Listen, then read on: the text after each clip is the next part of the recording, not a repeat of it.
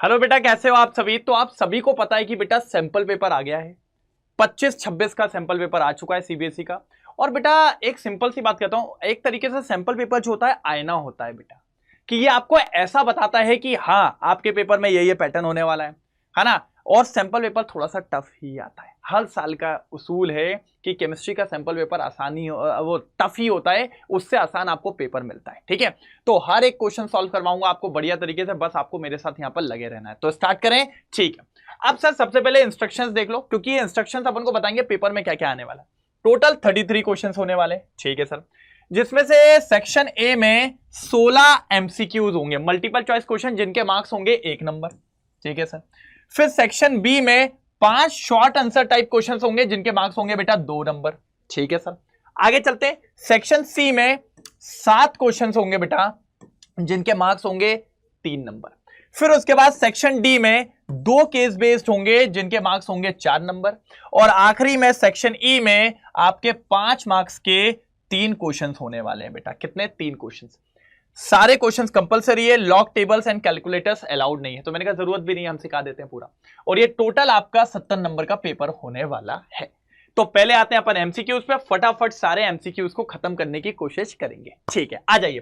Question number 1 to 16 are multiple choice question. ठीक है, हमें पता है which of the following reaction will lead to the formation of ethyl methyl ketone. आपको क्या बताना है? Ethyl methyl ketone. Ethyl methyl ketone बेटा, जब भी कीटोन की बात होती है ना, कीटोन बनाना है, तो भैया डबल बॉन्ड वगैरह होगा तो बहुत इजीली बन जाएगा, कोई दिक्कत की बात नहीं। अब देखो यहां पर क्या बोला है, एक कंपाउंड दिया अल्कोहल, अल्कोहल का एसिडिफिकेशन करवा रहे हैं Na2Cr2O7, मतलब ऑक्सीडेशन करवा रहे हैं सर। ऑक्सीडेशन में देखें तो इससे एक कार्बन पीछे, आपका अगर सेकेंडरी पे लगा होता है अल्कोहल, तो मैं सोचता भी सेकेंडरी अल्कोहल होता तो ऑक्सीडेशन पे एक बार बात बनती, लेकिन यहां प्राइमरी है तो मुश्किल लग रहा है। लेकिन अगर आप वहीं पर थर्ड वाले ऑप्शन को देखो, थर्ड वाले ऑप्शन को देखो, ओजोनलाइसिस ऑफ दिस। बेटा एक बात समझ तू, मैंने कितनी बार पढ़ाया है, देख ओजोनलाइसिस की बात हो रही है ना, देख देख देख देख देख देख देख देख भाई, बिल्कुल देख, ये देख, दिख रहा है। अब ओजोनलाइसिस करवाना है इसका। मैंने कहा था ओजोनलाइसिस जान दो भाड़ में, आप तो मेरी ट्रिक याद रखना, जहां डबल बॉन्ड है वहां तोड़ो, दोनों को दूर करो और भैया ऑक्सीजन लगा दो, और भैया क्या करो, ऑक्सीजन लगा दो। ये देखो, ये देखो लगा। और अगर यहां पर ध्यान से देखोगे, कहां पर, इधर पे फोकस यही होना चाहिए। ये देखो आपका ये बन गया ethyl methyl ketone. Ethyl methyl ketone ये बन गया, तो आपका ऑप्शन होगा सी। तो सी फॉर चमका आंसर, कमेंट में लिख दीजिएगा चमका। ठीक है, देखिए सी है। ठीक है, second question, consider the reaction identify B and C. अच्छा ए निकालना है लेकिन ए नहीं बताना है, बी और सी बताना है। तो पहले ए बताओगे। सर मैं इसको हमेशा कहता हूं पिया हुआ KOH या पिया हुआ NaOH। Ethanolic alcohol, ethanolic NaOH या KOH जब भी होता है तो याद रखना अल्कीन बनता है, पानी भी निकलता है और हेलोजन भी निकलता है। तो सर जब आप इसको निकालोगे तो सर बीटा एलिमिनेशन जैसा है, तो बीटा कार्बन से हाइड्रोजन निकल जाएगा और डबल बॉन्ड पे CH2 बन जाएगा। बहुत शानदार। तो ये अपना ए बन गया, ये अपना ए बन गया। अब इसकी 2 रिएक्शन हो रही है, एक हो रही है ये वाली H2O एसिड के साथ, और एक हो रही है ये वाली जिसमें अपना B2S6 अरे और H2O2 और OH माइनस। ये अब मैं अगर आपको बोलूं तो सर डबल बॉन्ड में एडिशन करवा रहे हो, या तो मार्कोनिकॉफ या तो anti Markovnikov, Shivaji the boss है क्या नहीं है। यहां लगेगा मार्कोनिकॉफ और H2A2। मैं कहता हूं इस रिएक्शन में भैया आप तो एंटी मार्कोनिकॉफ लगाओ, आंसर सही आएगा। मार्कोनिकॉफ क्या कहता है, poor gets poor, richer gets richer. ठीक है भैया, ठीक है भैया, ज्यादा एच जिसके पास है उसको एच दे दो, ज्यादा एच जिसके पास है उसको एच दे दो, तो इसका एच इसके पास जाएगा, OH इसके पास जाएगा, तो इधर क्या बनेगा CH3 CH2। ये देखो ये बन गया आपका बी। इधर क्या कहता है, poor gets richer and richer gets poorer. ठीक है, अमीर ये था तो इसको गरीब बनाओ, तो इधर OH जाएगा, नेगेटिव वाला पार्ट ज्यादा हाइड्रोजन वाले के पास। तो ये देखिए भाई साहब, ये आपका बन गया सी। तो यहां बन रहा है ब्यूटेन 1 ऑल या ब्यूटेन 2 ऑल, तो सी देखिए ब्यूटेन 2 ऑल और ब्यूटेन 2 ऑल, ये आपका बी। मेरे हिसाब से तो चमका आंसर फिर से आ गया। चमका आंसर फिर से आ गया। ठीक है, तो एक और बार चमका लिख दीजिए। सारे चमके ही हैं क्या? अरे वाह, कोऑर्डिनेशन कंपाउंड। ठीक है भैया, ये ब्रैकेट दिया हुआ है भैया, जो ब्रैकेट के बाहर होता है उसी को काउंटर आयन कहते हैं। तो ब्रैकेट के बाहर कौन है भैया? Cl2, chloride, chloride C। और सारे आंसर सी है क्या? सारे आंसर सी दिए क्या? इस बार चमका ही चमका दिया है क्या? आ जाओ आ जाओ आ जाओ। The organic compound ABCR amines, सारे अमीन्स है भैया, सारे अमीन से कोई दिक्कत नहीं है। ठीक है, हैव इक्विवेलेंट मॉलिक्यूलर मास, सबके मास भी बराबर है भैया, A B C सारे मास हैं। ठीक है, सॉरी सबका सेम मास है। ए और बी जो रिएक्शन करते हैं बेंजीन डाइजोनियम क्लोराइड, तो व्हाइट पीपीटी देते हैं। पहली बात तो समझो, बेंजीन सल्फोनिक क्लोराइड है, मैंने डाइजोनियम बोल दिया। बेंजीन सल्फोनिक क्लोराइड को हिल्सबर्ग टेस्ट भी कहते हैं, हिल्सबर्ग टेस्ट भी कहते हैं, हाइजेनबर्ग नहीं, हिल्सबर्ग टेस्ट भी कहते हैं। और बेटा हमेशा याद रखना, ये सिर्फ प्राइमरी और सेकेंडरी देते हैं ये टेस्ट। मैं लिख के बताता हूं, ये जो टेस्ट होता है प्राइमरी अमीन इस टेस्ट को बहुत अच्छे से देता है। ठीक है, सॉल्ट बनाएगा, और फिर ये सॉल्ट जो होता है बेटा ये KOH में सॉल्युबल भी होता है। ये प्राइमरी का केस है। अरे ये पूरा मैं लिख के पढ़ाता हूं, ये वाला टेस्ट बहुत इंपॉर्टेंट है। और जो सेकेंडरी अमीन है वो भी सॉल्ट बनाता है, लेकिन वो KOH में इनसॉल्युबल होता है। ठीक है, ठीक है बेटा, ओके। और जब मैं टर्शरी अमीन की बात करता हूं, अरे बाबू ये तो नो रिएक्शन करता है। बस आपका आंसर आ गया, आप जरा ध्यान से देख लो। उसने बोला ए और बी व्हाइट पीपीटी बना रहे हैं, ए और बी व्हाइट पीपीटी बना रहे हैं, मतलब भैया वो प्राइमरी और सेकेंडरी होंगे क्योंकि वो रिएक्शन कर ले रहे हैं, मतलब सी नहीं कर पा रहा है। ठीक है भैया, तो सी आपका टर्शरी अमीन है, सी आपका टर्शरी अमीन है। ठीक है, आगे बताओ। फिर उन्होंने बोला जो white PPT obtain from compound B remains insoluble in NaOH, जो बी का है वो KOH या NaOH में इनसॉल्युबल है, मतलब आपका ये बी है और ये आपका ए है। अब इनके बॉइलिंग पॉइंट में जमाओ, तो आप सब जानते हो प्राइमरी का बॉइलिंग पॉइंट सबसे ज्यादा, मतलब ए, फिर बी, फिर सी। भैया A for Alka ji, A for Alka ji. कितना बढ़िया आंसर था, ए फॉर अलका जी। चलो इस पे आ जाओ, क्वेश्चन नंबर 5, क्वेश्चन नंबर 5। ठीक है, चलो। ओ भैया सारे करे हैं ना, कोई छूट तो नहीं क्या? कोई छूट तो नहीं गया ना?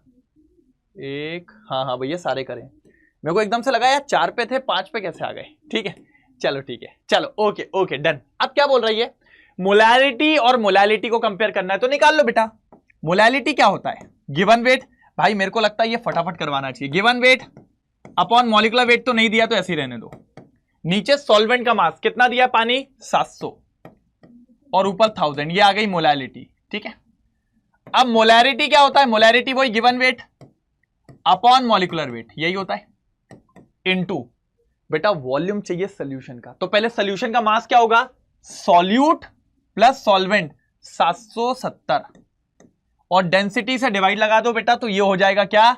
ये आ गया आपका वॉल्यूम, और ऊपर 1000। बस भाई जिसने मेरे साथ बढ़िया तरीके से सॉल्व किया उसको दिक्कत नहीं आने देंगे, आप टेंशन मत लो। बस ये आ गया भैया। अब बस आपको क्या रेशियो निकालना है, किस किस का रेशियो निकालना है, वो गलती मत कर देना। मोलैलिटी डिवाइडेड बाय मोलैरिटी, आधा से ज्यादा कैंसिल हो जाएगा, टेंशन ना लो। 70 into 1000 divided by molecular weight into 700। ठीक है, डिवाइडेड बाय इधर आ जाओ, 70 इंटू 1.5 इंटू 1000, बहुत बढ़िया बेटा, मॉलिक्यूलर वेट इंटू 770। ठीक है बेटा, अब देख यही होना चाहिए। ये ऊपर जाएगा मतलब 770 ऊपर, नीचे क्या आ रहा है? 700 इंटू 1.5, 700 इंटू 1.5, वेरी गुड। अगर मैं इसको सॉल्व करूं, इसको मैं सॉल्व करूं 1050, शायद ये कैंसिल हो गया, आएगा 77 डिवाइडेड बाय 105, और जब इसको सॉल्व करोगे ना 0.73 आना चाहिए। हाँ 0.73 आएगा, चेक कर लेना, चेक कर लेना, 0.73 आएगा, चेक कर लो 0.73। ठीक है, चमका फिर से आंसर आ गया। इधर आ जाओ बेटा, इधर आ जाओ बेटा, बहुत बढ़िया है। ठीक है, चलो ओके बेटा, इससे अच्छा क्वेश्चन कुछ नहीं है। रिएक्शन दिख रही है? पहली बात इधर देखो, इधर से Br भी निकल गया, H भी निकल गया, डबल बॉन्ड आ गया, एलिमिनेशन रिएक्शन है ये पहली बात, ये पहली बात एलिमिनेशन रिएक्शन है। लास्ट वाले में देखो क्या हुआ, इसका ऐड होना एडिशन रिएक्शन है पहली बात, तो ये वाली एडिशन हो गई। ठीक है, ठीक है, मतलब अगर मैं लिखना चाहूं तो ऐसा लिख सकता हूं सी का सेकंड है और डी का फर्स्ट है। ठीक है, अब बात आती है ए और बी का। बेटा दोनों SN1 SN2 में से कुछ होगा, तो मैंने पढ़ाया SN2 में वाल्डेन इन्वर्जन हो जाता है, उल्टा हो जाता है। ज्योमेट्री किसी की उल्टी दिख रही है, देखो बेटा इधर का जो H था वो इस साइड चला गया, ये दोनों इस साइड थे उस साइड चले गए, मतलब इसमें ज्योमेट्री उल्टी हो गई। ये SN2 है बेटा, SN2 है, मतलब बी का थर्ड है, बी का थर्ड है। तो भैया फिर फर्स्ट का क्या हो जाएगा, ए का क्या हो जाएगा, फोर्थ हो जाएगा। देखो बेटा है ना, ए का फोर्थ बी का थर्ड। ठीक है, तो डी फॉर एकदम दमदार आंसर। आ जाओ ओक्रिजोल, ओक्रिजोल भैया देखो यार क्रिजोल में क्या होता है ना, सबसे पहली बात CH3OH लगा रहेगा। तो बेटा क्या है ये OH पता किससे जुड़ा होता है, बेंजीन के कार्बन से, और बेंजीन के सारे कार्बन sp2 हाइब्रिडाइज्ड होते हैं, sp2 हाइब्रिडाइज होता है, एक डबल बॉन्ड होता है बेटा। बस खत्म, क्वेश्चन सॉल्व बेटा, इसमें तो कुछ था ही नहीं। यहां आ जाओ बेटा, यहां पर देखो एक आगे, नहीं ऐसा नहीं, ऐसी नहीं। लीवो रोटेटरी कौन होता है, ये तो आपको पता ही है, सिंपल सी बात है, और मेरे हिसाब से बहुत ज्यादा बीटा डी फ्रक्टोस, बिल्कुल सिंपल क्वेश्चन था ये तो। यहां जाओ, इनर ट्रांजिशन एलिमेंट कौन होते हैं, वही एफ ब्लॉक के एलिमेंट। एफ ब्लॉक में लेंथेनाइट भी आता है और एक्टेनाइट भी आता है, तो ये देखिए सी फॉर चमका आंसर। देखिए बिल्कुल सिंपल क्वेश्चन है ये तो। यहां आ जाओ, कई बार करवाया है, यहां आ जाओ, कई बार करवाया। बताओ क्या होगा, देखो आपको इसकी मोलार कंडक्टिविटी निकालनी है। अब इसमें क्या क्या है, CH3COOH, कैसे टूटता ये, CH3COO माइनस और H प्लस। तो ये जो दिए हुए हैं इनमें ये दोनों चीज प्रेजेंट है क्या नहीं, देख लो। चलो पहले वाले में देखो, इधर पे आपको CH3COO माइनस मिल जाएगा, है ना। इसके अंदर क्या क्या है, यही है ना, आपको बस ये ढूंढना है, ये है तीनों में क्या नहीं है। तो आप देखिए पहले वाले में ये मिल जाएगा, और H प्लस आपको यहां से मिल जाएगा, मतलब इससे निकाल सकते हैं अपन। सेकंड में आओ, सेकंड में ये मिल जाएगा, लेकिन H प्लस तो कहीं नहीं है, तो सेकंड वाला नहीं होगा, क्योंकि भैया दोनों चाहिए तभी तो कुछ अब प्लस माइनस करेंगे। थर्ड वाले में आओ, ये है इसमें, और H प्लस इसके पास मिल जाएगा, मतलब ये भी। तो फर्स्ट और थर्ड फिर से चमका आंसर। ये लो, इधर आ जाओ बेटा। 2,4 DNP टेस्ट, पहली बात तो एक बात याद रखना, वो कह रहा है कौन 2,4 DNP के साथ येलो और ऑरेंज पीपीटी देगा। तो 2,4 DNP किस चैप्टर में आता है, बस ये बता दो। सर जी एल्डिहाइड कीटोन में, एल्डिहाइड कीटोन एंड कार्बोक्सिलिक में। तो चैप्टर में जाओगे तो आपको तीनों नाम दिख रहे हैं यहां पर, देखो एल्डिहाइड कीटोन कार्बोक्सिलिक एसिड। लेकिन हम पढ़ते एल्डिहाइड कीटोन के अंदर है जिसके पास कार्बोनिल ग्रुप बस अकेला हो और उसके बाद फिर कार्बन हो, है ना। ऐसा नहीं कि अपन एसिड का भी OH ग्रुप को ले ले, नहीं सिर्फ कार्बोनिल वाला। तो बेटा एल्डिहाइड कीटोन इसका आंसर आएगा फर्स्ट सेकंड दिख ही नहीं रहा है, यही आंसर। ए फॉर अलका जी, यहां आ जाओ। चलो बेटा सोचो भैया, 12वें क्वेश्चन पे आ गए, 4 क्वेश्चन में MCQs खत्म हो जाएंगे। ठीक है, identify the secondary benzylic halide and primary alkyl halide from the following. पहले एक बात बताओ, बेंजाइलिक में क्या होता है। बेंजाइलिक का मतलब होता है यही होता है बेंजाइलिक। उसने बोला सेकेंडरी बेंजाइलिक मतलब ये 2 के अलावा यहां पर कोई चेन मेन ले आओ, ये लगा यहां पर कोई चेन मेन ले आओ, ऐसा करके इस तरीके से ले आओ। तो ये सेकेंडरी क्यों रहेगा, देखो ये बेंजाइलिक में यहां लगा है, और इस पे देखिए एक ये जुड़ा है और एक ये जुड़ा है, 2 कार्बन जुड़े, तो ये क्या कहलाएगा, सेकेंडरी बेंजाइलिक। अगर आप देखो इसको जरा फोकस करो, एक ये जुड़ा है और बेंजाइलिक वाला फॉर्म है, तो एक तो ये हो गया, ये क्या कहलाएगा आपका सेकेंडरी बेंजाइलिक हैलाइड। हाँ, प्राइमरी अल्काइल हैलाइड का मतलब आप समझते हो। प्राइमरी अल्काइल हैलाइड का मतलब होता है कि एक तो ऐसा कुछ होना चाहिए, प्राइमरी अल्काइल हैलाइड मतलब ये जो है वो एक ही से जुड़ा होना चाहिए बस, और बाकी फिर पीछे कुछ भी हो। अब अगर आप इधर देखो तो इधर तो डबल बॉन्ड वगैरह आ रहा है, कुछ नहीं है। इधर पे भी देखिए, इधर पे ऐसा कुछ दिख नहीं रहा है। ये मान सकता था मैं प्राइमरी, लेकिन इससे एक जुड़ा है, 2 जुड़ा है, तो ये सेकेंडरी हैलाइड हो जाएगा। तो ये भी नहीं, लेकिन इधर देखो इससे एक जुड़ा है तो प्राइमरी हो गया, और चेन है और अल्काइल हैलाइड भी जुड़ा है, तो ये आएगा। तो सेकेंड और फोर्थ बी आंसर है बेटा, बी। चल अब आते हैं असर्शन रीजन। बेटा आपको 4 असर्शन रीजन मिलने वाले हैं, 13, 14, 15, 16। इधर आओ। Secondary aliphatic amines reacts with nitrous acid to form aliphatic diazonium salt which being unstable liberate nitrogen gas quantitatively। गलत है बेटा। प्राइमरी एलिफेटिक हैलाइड जो होता है वो रिएक्ट करता है नाइट्रस एसिड से और एक अनस्टेबल डाइजोनियम सॉल्ट बनाता है, सिर्फ प्राइमरी एलिफेटिक हैलाइड। और यहां पर उसने क्या बोला है भैया, सॉरी प्राइमरी एलिफेटिक अमीन की बात कर रहा हूं, यहां पर उसने सेकेंडरी बोला है, तो ये सेकेंडरी नहीं होगा प्राइमरी, तो ये वाला तो गलत है भैया। असर्शन गलत कहां होता है ये बता दो, बस असर्शन गलत कहां होता है ये बता दो। तो बेटा यही वाला ऑप्शन है डी। और ये भी सही है, जो नाइट्रोजन गैस निकलती है नाइट्रस एसिड में उसको अपन यूज करते हैं estimation of protein and amino acid के लिए, ये सही है। तो आपका आंसर है डी फॉर ढोलकपुर। ठीक है आगे आ जाओ। Care should always be taken to ensure that the solution that flow in the blood stream are of the same osmotic pressure as that of blood. बेटा देखो यार, ब्लड के अंदर कोई भी चीज अगर आप सॉल्यूशन वगैरह डालते हो तो उसका ऑस्मोटिक प्रेशर और ब्लड का सेम होना चाहिए, ये फैक्ट है बेटा, 100% ट्रू है। उसके लिए आपको हर पॉसिबल प्रिकॉशंस लेके चलना होता है, अगर बड़ा ऊपर नीचे हुआ तो बड़ी दिक्कत हो जाएगी। तो बेटा ये बिल्कुल 100% ट्रू है, मतलब ये बात तो है कि असर्शन सही है। ठीक है चलो आ जाओ। Sodium ion and potassium ion are responsible for maintaining proper osmotic pressure balance inside and outside the cell of organism, ये भी सही है।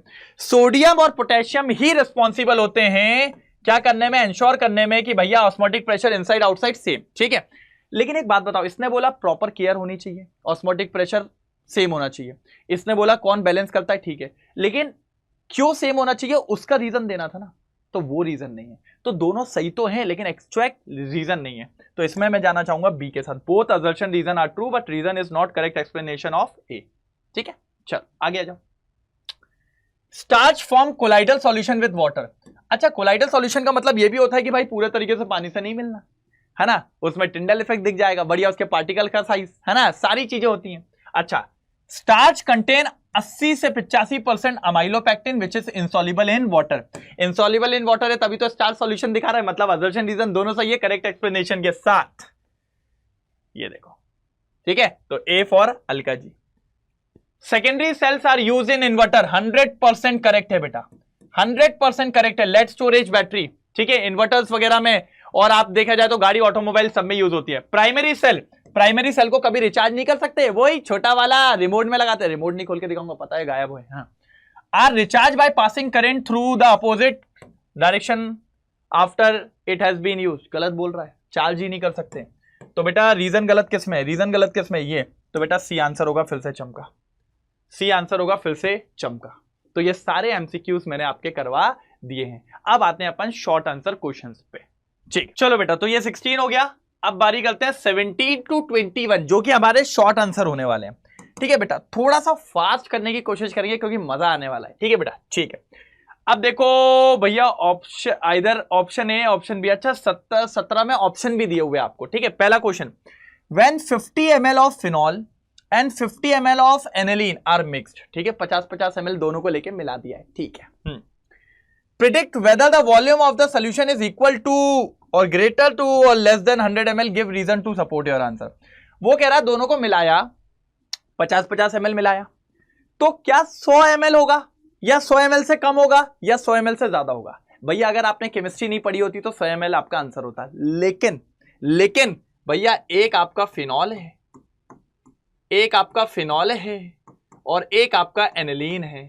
आप जानते हो इनके बीच के बॉन्ड ज्यादा स्ट्रांग होंगे, इनके बीच के बॉन्ड ज्यादा स्ट्रांग हो जाएंगे। क्यों? क्योंकि बेटा ये बना लेगा हाइड्रोजन बॉन्ड। क्या बना लेगा? Hydrogen bond. मतलब फिनॉल और एनिलीन इन दोनों के बॉन्ड ज्यादा स्ट्रांग हो जाएंगे as compare to phenol as compare to aniline. और जब चीजें पास आती है तो वॉल्यूम कम होता है, दैट मींस लेस देन होगा। तो बेटा वॉल्यूम इसका लेस देन होगा, लेस देन 100 ml हो जाएगा। ठीक है, ठीक है, नेगेटिव डेविएशन याद है क्या? हाँ, बस सही पकड़े। Ritesh suggested adding salt to a box containing ice. उसने कहा एक बॉक्स में आइस रखा है, उसमें सॉल्ट डाल दो। ठीक है बाबू। He said that would keep the cold drink bottles cold, okay, for a longer time. How will Ritesh justify this his suggestion? बेटा बहुत इजी,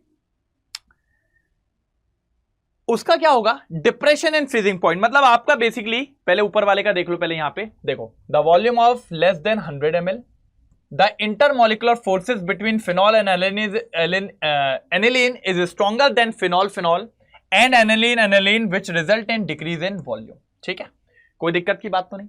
अब आपने जब उसमें क्या डाला बेटा, सॉल्ट डाला। क्या डाला आपने, सॉल्ट ही डाला था ना।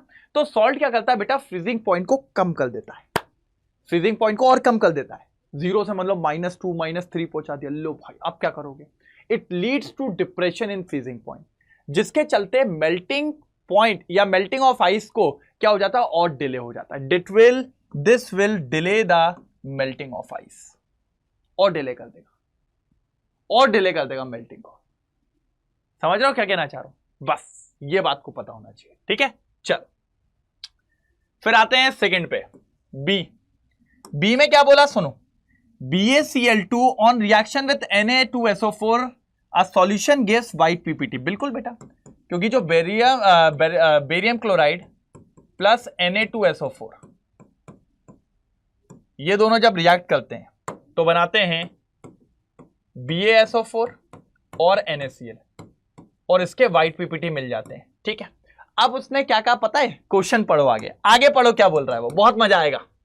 वो कह रहा है if the two solutions are separated by a semi permeable membrane, इन दोनों को सेमी परमिएबल मेम्ब्रेन से हमने जुदा जुदा कर दिया, दोनों को दूर दूर बैठा दिया। ठीक है, will there be appearance of white PPT कह रहा हूं, appearance of white precipitate due to osmosis.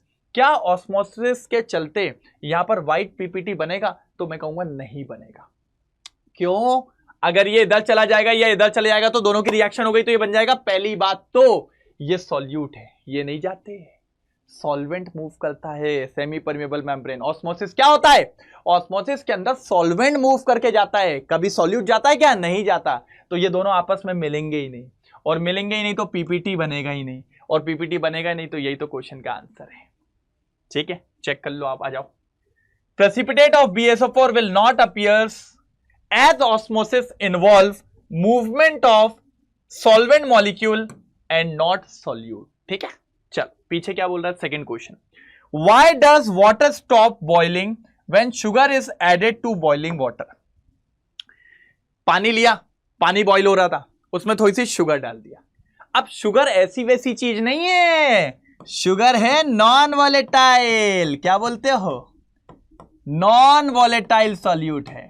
और नॉन वॉलेटाइल सॉल्यूट का मतलब समझ गए आप, नॉन वॉलेटाइल सॉल्यूट का मतलब समझ गए आप, बिल्कुल समझ गए। क्या क्या क्या सर, नॉन वॉलेटाइल सॉल्यूट जो होता है एलिवेट कर देता है बॉइलिंग पॉइंट को, मतलब एलिवेशन इन बॉइलिंग पॉइंट हो जाएगा, और एलिवेशन इन बॉइलिंग पॉइंट हो गया तो अब और देर बाद बॉइलिंग पॉइंट आएगा, और देर बाद बॉइलिंग होगा, ये आपको देखने को मिलेगा। देखिए, sugar being non volatile solute lowers the vapour pressure को कम करेगा, हाँ, above the solution that leads to elevation in boiling point, boiling point को बढ़ा देगा। चल भाई ये वाला क्वेश्चन है, मैं चाहूंगा ये क्वेश्चन आप करेंगे, बिल्कुल सिंपल क्वेश्चन है। ये रिएक्शन दिए, कैलकुलेट एंथैल्पी ऑफ रिएक्शन, अबे ऐसे चुटकियों पे कई बार कराया है। Activation energy for the backward reaction बतानी, और how will the catalyst affect the rate of reaction explain. Second वाला मैं करूंगा, बस फर्स्ट वाला आपको करना है। ठीक है, करो यार, बनेगी चीजें। देखो, जब आप कैटलिस्ट को डालते हो ना तो वो एक्टिवेशन एनर्जी को कम कर देता है, ये वाले को। तो ये देखो, हमने पढ़ा एक पॉइंट कि catalyst lowers the activation energy to increase the rate of reaction. तो अब अगर आप देखो तो कैटलिस्ट के प्रेजेंस में एक्टिवेशन एनर्जी ये है, और विदाउट कैटलिस्ट में ओए बाबा, इसीलिए रिएक्शन फास्ट हो जाती है with the help of catalyst. ये फर्स्ट वाला आपको करना है। ठीक है, देखो, catalyst will increase the rate of reaction as the activation energy required to form intermediate activated complex between reactant and catalyst is lower. देखा, लोअर, ये देखो ये वाला कम हो गया, इज लोअर, हाँ, then the activation energy required for forming complex without catalyst. और विदाउट कैटलिस्ट में कितनी लग रही है, ये देखो भाई, मैंने क्या बोला, बच्चों वाले क्वेश्चन हैं ये, सब पढ़ाया हुआ है ऐसे वाली चीजें। हाँ, अब आ जाओ आगे। कैरिड आउट फॉलोइंग कन्वर्जेंस, बेटा ये एक ऐसा पार्ट होता है जिसमें आपको, ठीक है, जिसमें आपको पूरी जान लगानी होती है, पूरी जान लगानी होती है। तो देखो मैं बताता हूं क्या करना है। देखो जरा, नाइट्रोबेंजीन, ठीक है, 4 ब्रोमो, क्या बनाना है, 4 ब्रोमो, 4 ब्रोमो, ये, ठीक है, ये बनाना है आपको। अब ये कैसे बनेगा अब आप बताओ। सर एक बात बताओ, पहले तो मुझे NO2 को हटा के NH2 लगाना है। सर सिंपल रिडक्शन होता है, इसकी रिएक्शन तो हमें पता है, गली मोहल्ले से सीखी है हमने। हाँ सर, आप चिल्ला चिल्ला के थक गए थे और हमें भी याद हो गई है। या तो SnHCl ले लो या तो FeHCl ले लो, इनसे बढ़िया रिएक्शन नहीं है। ये सीधे इसको एनिलीन में तब्दील कर देगा, ठीक है। अब सर ये बहुत ज्यादा एक्टिवेटेड होता है, क्यों? क्योंकि नाइट्रोजन के पास है लोन पेयर। अब ये लोन पेयर अंदर देता तो पूरी एक्टिवेटेड होती है बेंजीन। अगर अभी मैंने ब्रोमिनेशन कराया तो 3 जगह पे लग जाएगा, इधर पे, इधर पे, इधर पे, लेकिन मेरे को क्या चाहिए बेटा, 4th पोजीशन पे। तो पहले तो इसके लोन पेयर को ठिकाने लगाओ, इसके लोन पेयर को एंगेज करो। तो उसके लिए मैं लेके आऊंगा एनहाइड्राइड को। किसको बेटा, एनहाइड्राइड को। आहा, ये देखो, ये देखो एनहाइड्राइड। ये पता है क्या करेगा, देखो देखो देखो देखो देखो देखो, पहले तो एक एसिटिक एसिड बन के चला जाएगा। अब क्या बचेगा, CH3CO। क्या बचेगा बेटा, CH3CO। तो देखो ये है एक H, CH3CO लेके चला गया। अब जो बाकी बचा, C डबल बॉन्ड हो और CH3, ऐसा, ठीक है। अब आप जानते हो इससे भी बड़ा वाला पंगा आ चुका है यहां पे। कौन, ये इस बॉन्ड को ऊपर खींच लेगा तो इस कार्बन के पास इलेक्ट्रॉन की कमी हो गई, तो फिर ये अपना लोन पेयर इधर देगा। मतलब अब इसका लोन पेयर एंगेज होने वाला है कार्बन के साथ। यही तो हम चाह रहे थे, इसके लोन पेयर को कहीं उलझाना, उलझा दिया, उलझा दिया। अब करा दो इतनी देर में। भाई टाइम नहीं लेना है, फटाक से ब्रोमिनेशन करवाओ, फटाक से ब्रोमिनेशन कराओ, जल्दी जल्दी जल्दी। अब ब्रोमीन अटैक करेगा पैरा पे, अब ब्रोमीन अटैक करेगा पैरा पे। ये अटैक हो गया, ये अटैक हो गया। क्या करो अब तो भैया, कहानी हो गई, कहानी हो गई। ये बन गया, दिख रहा है। अब भैया लेकिन हमें तो वापस एनिलीन चाहिए। मैंने कहा दे देंगे ना, आप इसको एसिड बेस में डाल दो, H+ OH-। तो ये OH- ये पूरा ग्रुप लेके चला जाएगा और H इसके पास वापस आ जाएगा। ये अच्छा क्वेश्चन था भाई, ये क्वेश्चन उनसे ही बनेगा जिनने तैयारी अच्छी करी है बेटा। ये देखो बन गया, कितनी सारी स्टेप में हुआ है। आप चाहते तो ये 1-2 स्टेप को कम कर लेते, लेकिन अपन पूरा बताएंगे अच्छे से। देखो इस तरीके से अपन बोलते हैं ना, अपन पूरा पढ़ाएंगे, कुछ नहीं छोड़ेंगे, ठीक है। दूसरा सुनो क्या है, क्लोरोफिनाइल मीथेन, ठीक है भैया, क्लोरोफिनाइल मीथेन, ठीक है भैया, ये करना है। सेकंड वाला बताना है, चलो बता देते हैं, टेंशन नहीं लेना है। यहीं पर ऊपर वाला देख लो भैया, बिल्कुल सेम किया, यही किया अपन ने, ठीक है। क्लोरोफिनाइल मीथेन, ये देखो ये वाला कह रहा है क्लोरोफिनाइल मीथेन, ठीक है। इसकी रिएक्शन कराओ आप KCN से। एक कार्बन बढ़ाना है बेटा, अगर आपने ध्यान दिया हो तो। आपको बनाना क्या था, तो देखो KCl हट जाएगा, साइनाइड लग जाएगा, बिल्कुल ठीक है। अब करवा दो रिडक्शन, अब करवा दो रिडक्शन, तो क्या होगा, सारे बॉन्ड टूट जाएंगे। ना ना ना ना ना ना ना ना ना ना, ये देखो ये बन गया। अब इससे क्या फर्क पड़ेगा पता है, इथेन आ जाएगा बेटा, बस इथेन आ जाएगा। देखो देखो 2 phenyl ethane amine, 2 phenyl ethane amine, यहां से 1 2, तो 2 पे लगा है फिनाइल और इथेन और अमाइन, बस हो गए दोनों कन्वर्जन, हो गए दोनों कन्वर्जन। डरने की बात नहीं है, जो डरेगा सो फिर लटक जाएगा भाई, भाई डरने की बात नहीं है। अब आ जाओ इधर पे, right the formulas of the following coordination compound. Coordination compound के फॉर्मुलेज की बात करनी है, ठीक है सर बना देंगे, डरते नहीं है अपन, ठीक है सर। 2-2 कॉम्प्लेक्स है, हाँ 2 कॉम्प्लेक्स हो तो बेटा देखना कोऑर्डिनेशन नंबर सेम ही देते हैं वो लोग आपको, कोऑर्डिनेशन सेम ही देते हैं आपको, ये देखो ठीक है। इस तरीके से करेंगे अपन, ठीक है। चलो कल देते हैं अपन। ये कहां आगे कहां चले गए भाई, अपन आगे कहां चले गए, इधर ही, ठीक है। तो डाई एक्वा सिल्वर, पहले सिल्वर लिख लिया, डाई एक्वा मतलब भैया ये ले लिया अपन ने, एक ब्रैकेट क्लोज हो गया। अब इधर जाओ, डाइक्लोराइडो, ये तो डाइक्लोराइडो मतलब हाँ यही है क्या? यही है क्या? जल्दी बताओ, यही है क्या? बताओ। देखो ये देखो, ठीक है पहला। दूसरा आ जाओ, दूसरे में फिर से ब्रैकेट ले लो बेटा, ब्रैकेट लिए बिना काम मत करना। मेटल बताओ कौन है? निकल। और भैया डाई हाइड्रोक्सिडो, हाइड्रोक्सिडो मतलब OH का होल ट्वाइस। अब ये एक नया नाम आया है, क्या आया है? ट्राई, ट्राई नहीं, आगे बिस लगा हुआ है, बिस का मतलब होता है 2 बार, ठीक है। क्या है? 3 फिनाइल फॉस्फीन के साथ, 3 फिनाइल फॉस्फीन के साथ, ट्राई फिनाइल फॉस्फीन। समझ रहे हैं आप? Try phenyl phosphine. फॉस्फीन में क्या होता है बेटा? फॉस्फोरस होता है ऐसा, ठीक है। और फिनाइल को अपन लिखते हैं PH, 3 लगे हैं ना ये, और ये है कितने? 2 हैं, इस तरीके से। बस खत्म, क्वेश्चन खत्म। अब आपको बताना है इसके ऊपर चार्ज कितना होगा, बस इतना बताना है, ठीक है। तो देखो, अगर इसके ऊपर कोई चार्ज होता ना बेटा, पक्का यहां पर आयन लिखा होता, मतलब इसके ऊपर चार्ज नहीं है। प्रूफ भी कर लेते हैं। देखो कैसे, इसके ऊपर का ये मान लो y निकालना है, ठीक है। तो x प्लस ये क्या हो जाता है? -1 × 2, ये 0 होता है, इक्वल्स टू y, यही होगा ना बेटा, ठीक है।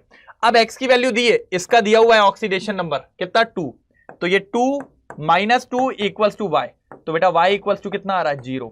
इसीलिए इसके ऊपर 0 है, तो कोई बोल नहीं रहा है कुछ, है ना। नहीं तो यहां पर आयन कैटायन कुछ ना कुछ तो होता ही होता है, एनायन वगैरह होता। तो ये आपके दोनों आ गए बेटा, ये देखो दिख रहा है, ठीक है। आगे जाओ। The mechanism of the formation of alcohol from alkene is given below, rectify the error in the mechanism and rewrite the corrected step. वो कह रहा है भैया कि इस मैकेनिज्म को देखो, हर एक स्टेप को देखो, परखो, जानो और बताओ कहां गलती है, ठीक है भैया। तो पहली बात तो समझो, ये अल्कीन है, अल्कीन में पानी की रिएक्शन करवा रहे हैं, ठीक है। इस ऑक्सीजन ने, ठीक है, इस ऑक्सीजन ने यहां से बॉन्ड को खींच लिया अपनी तरफ, खींच लिया भैया, खींच लिया, खींच लिया, मतलब उसने इसका इलेक्ट्रॉन चुरा लिया। गाना नहीं है, चुरा लिया है तुमने जो मुझको। अच्छा, अगर ये चुरा लिया तो ये क्या बन जाएगा? H+ बन जाएगा। ओहो, क्या बन जाएगा? H+ बन जाएगा। ओहो, अब समझो, अगर H+ बन गया तो इसके पास इलेक्ट्रॉन की कमी हो गई ना, प्लस का मतलब तो यही होता है। तो ये मांगने जाएगा कि ये देने आएंगे भाई, ये बताओ, ये थोड़ी देगा कुछ, ये वाला भैया, ये वाला इसके पास, समझ रहे हैं आप? ये वाला इसके पास, ये इसको दिया जाएगा, ये थोड़ी कुछ देगा, इसके पास तो कुछ है ही नहीं देने को।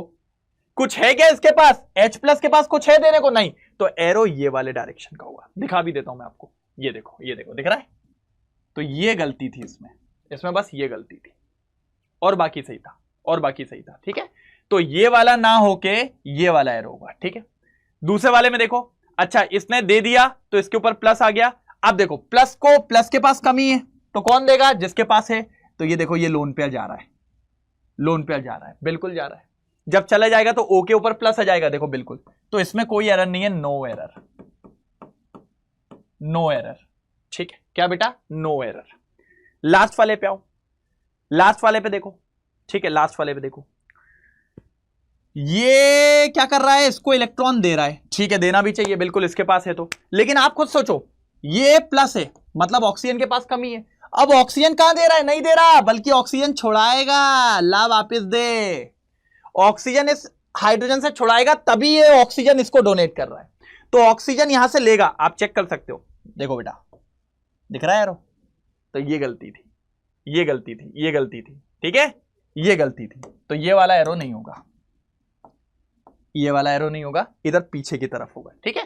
क्योंकि ऑक्सीजन अभी गरीब है, प्लस साइन है, तो वो लेगा ना कि देगा, तो वो ले रहा है, ठीक है। चल आगे आ जाओ। तो ये देखो, पहले वाले में ये वाला एरो, दूसरे वाले में ये वाला, और तीसरे वाले में, दूसरे वाले में कोई गलती नहीं थी।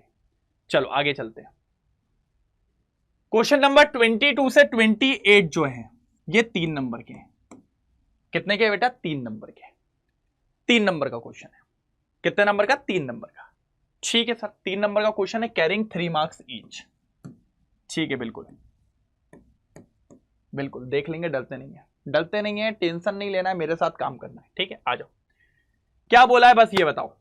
What will be the vapour pressure of 1 molar aqueous solution of MgCl2। Vapour pressure निकालना है, मतलब रिलेटिव लोअरिंग लग सकता है। Assuming dissociation of MgCl2 is 70 मोल%। ओ भैया डिसोसिएशन दिया है 70 मोल%, मतलब अल्फा की वैल्यू दे दी है 0.7, अल्फा की वैल्यू दे दी है 0.7। ठीक है, ठीक है। आई निकाल लें क्या? पहले आई निकाल लें, क्योंकि हम जानते हैं MgCl2 क्या होता है। MgCl2 होता है Mg2+ और 2Cl-। तो यहां से N की वैल्यू 3 आ गई, आयंस 3 आ गए। चलो तो आई निकाल लेते बेटा। तो अल्फा इक्वल्स टू होता है I-1 अपॉन N-1। ठीक है, अब जरा ध्यान से देखो, 3 - 1 कितना हो जाएगा? 2। तो ये हो जाएगा 2 अल्फा इक्वल्स टू I-1। ठीक है, तो I हो जाएगा बेटा 2 alpha plus 1। Very good. Alpha कितना है? 0.7, तो ये हो जाएगा 1.4 प्लस 1। Very good. तो I की वैल्यू आ गई 2.4। अरे गजब, I की वैल्यू आ गई 2.4। ठीक है बेटा, अब फॉर्मूला क्या होता है पहले ये बताओ। फॉर्मूला होता है P0 minus P solution upon P0 equals to XB। ठीक है भैया, और I कहां गया? I भी तो है जो निकाला है अपन ने। ठीक है सर, P सॉल्यूशन कितना दिया हुआ है? P कितना दिया हुआ है? नॉट प्योर है ये, हाँ 23.8 माइनस P सॉल्यूशन आपका upon 23.8। Very good, equals to I कितना है बेटा? 2.4। ओहो सर XB तो निकालो। चलो XB भी निकाल देते हैं। XB क्या होता है बस ये समझा दो। सर XB आपने पढ़ा है NB upon Na plus NB। अरे वाह, देख कैसे निकालता हूं, देख कैसे निकालता हूं, देख देख देख देख कैसे। 1 मोलाल का मतलब क्या होता है? 1 मोल इन 1000 gram of solvent. Very good. 1 मोल किसके? सॉल्यूट के। दैट मींस NB की वैल्यू 1 मोल आ गई। यस। और Na क्या हो जाएगा भाई? Na हो जाएगा given weight divided by atomic weight पानी का 18, तो 55.5 मिल गया। 55.5 मिल गया इनटू NB कितना है? NB कितना है? 1। NB कितना है? 1 डिवाइडेड बाय 1 प्लस 55.5 56.5। अब बेटा आप यहां से इसको सॉल्व नहीं कर पाओगे क्या?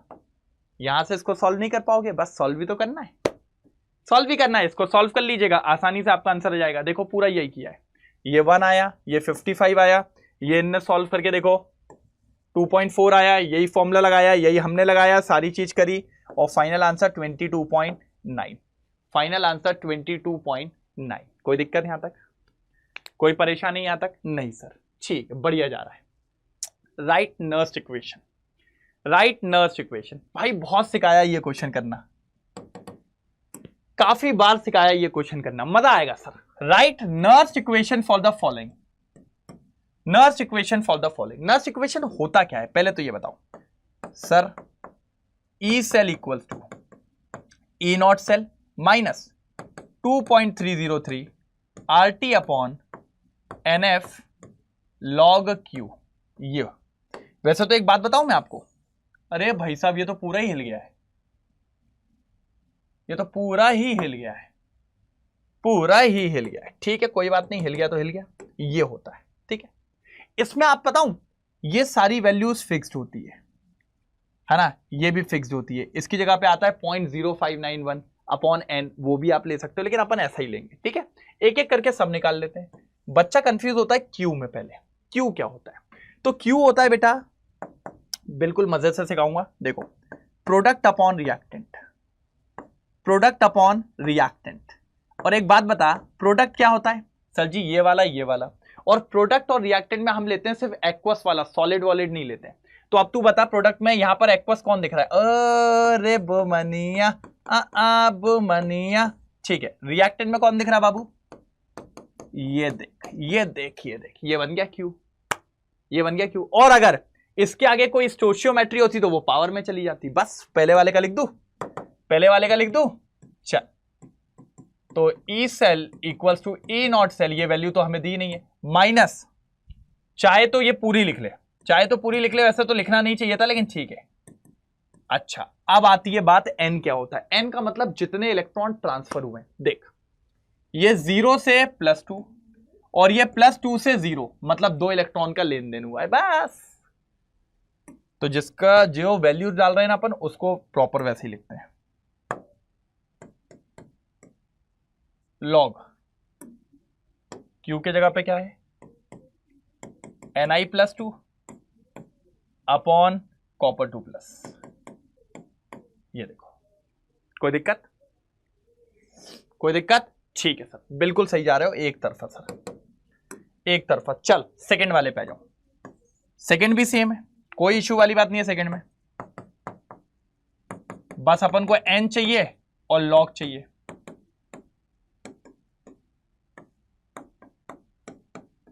चलो पहले n निकाल लो।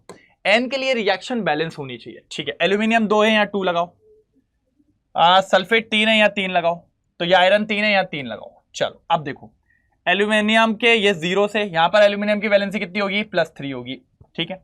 यहां आयरन की कितनी होगी +2 होगी, और यहां पर आयरन 0 है। अब देखो बेटा ध्यान से समझना, ध्यान से समझना, एल्यूमिनियम यहां 0 है, यहां एल्यूमिनियम कितना है +3, लेकिन कितने 2, तो एक का +3 एक का +3, कितने इलेक्ट्रॉन के चेंज आ रहा है सर 6 का आ रहा है, इधर 6 इलेक्ट्रॉन का चेंज है। बहुत बढ़िया बहुत बढ़िया। यहां बताओ आयरन का कितना है +2, लेकिन एक का है तो 3 का कितना हो जाएगा 6, यहां 0, तो यहां पे भी कितने का चेंज आ रहा है, ओ माय गॉड सर जी 6 का, मतलब n की वैल्यू यहां पर 6 है, समझे? ठीक है, फिर मैंने क्या सिखाया, हटा दू इसको, हटा दू, समझ गए ना? एक बार स्क्रीनशॉट ले लो, ठीक है ठीक है। अब समझो लॉग क्या था अपना, प्रोडक्ट अपॉन रिएक्टेंट। प्रोडक्ट में कौन है बेटा, ये रहा Al2SO4 वाला, हाँ। और इसकी स्टेचोमेट्री कुछ है क्या, नहीं है सर, नहीं है, बिल्कुल सही है, कोई बात नहीं, कोई स्टेचोमेट्री नहीं है। इधर आयरन की है, लेकिन आयरन का एक्वस है ना FeSO4, हाँ, इसकी ये क्यूब हो जाएगी, इसकी क्या क्यूब हो जाएगी, ऊपर वाले की 1 नीचे वाले की क्यूब, देख लो।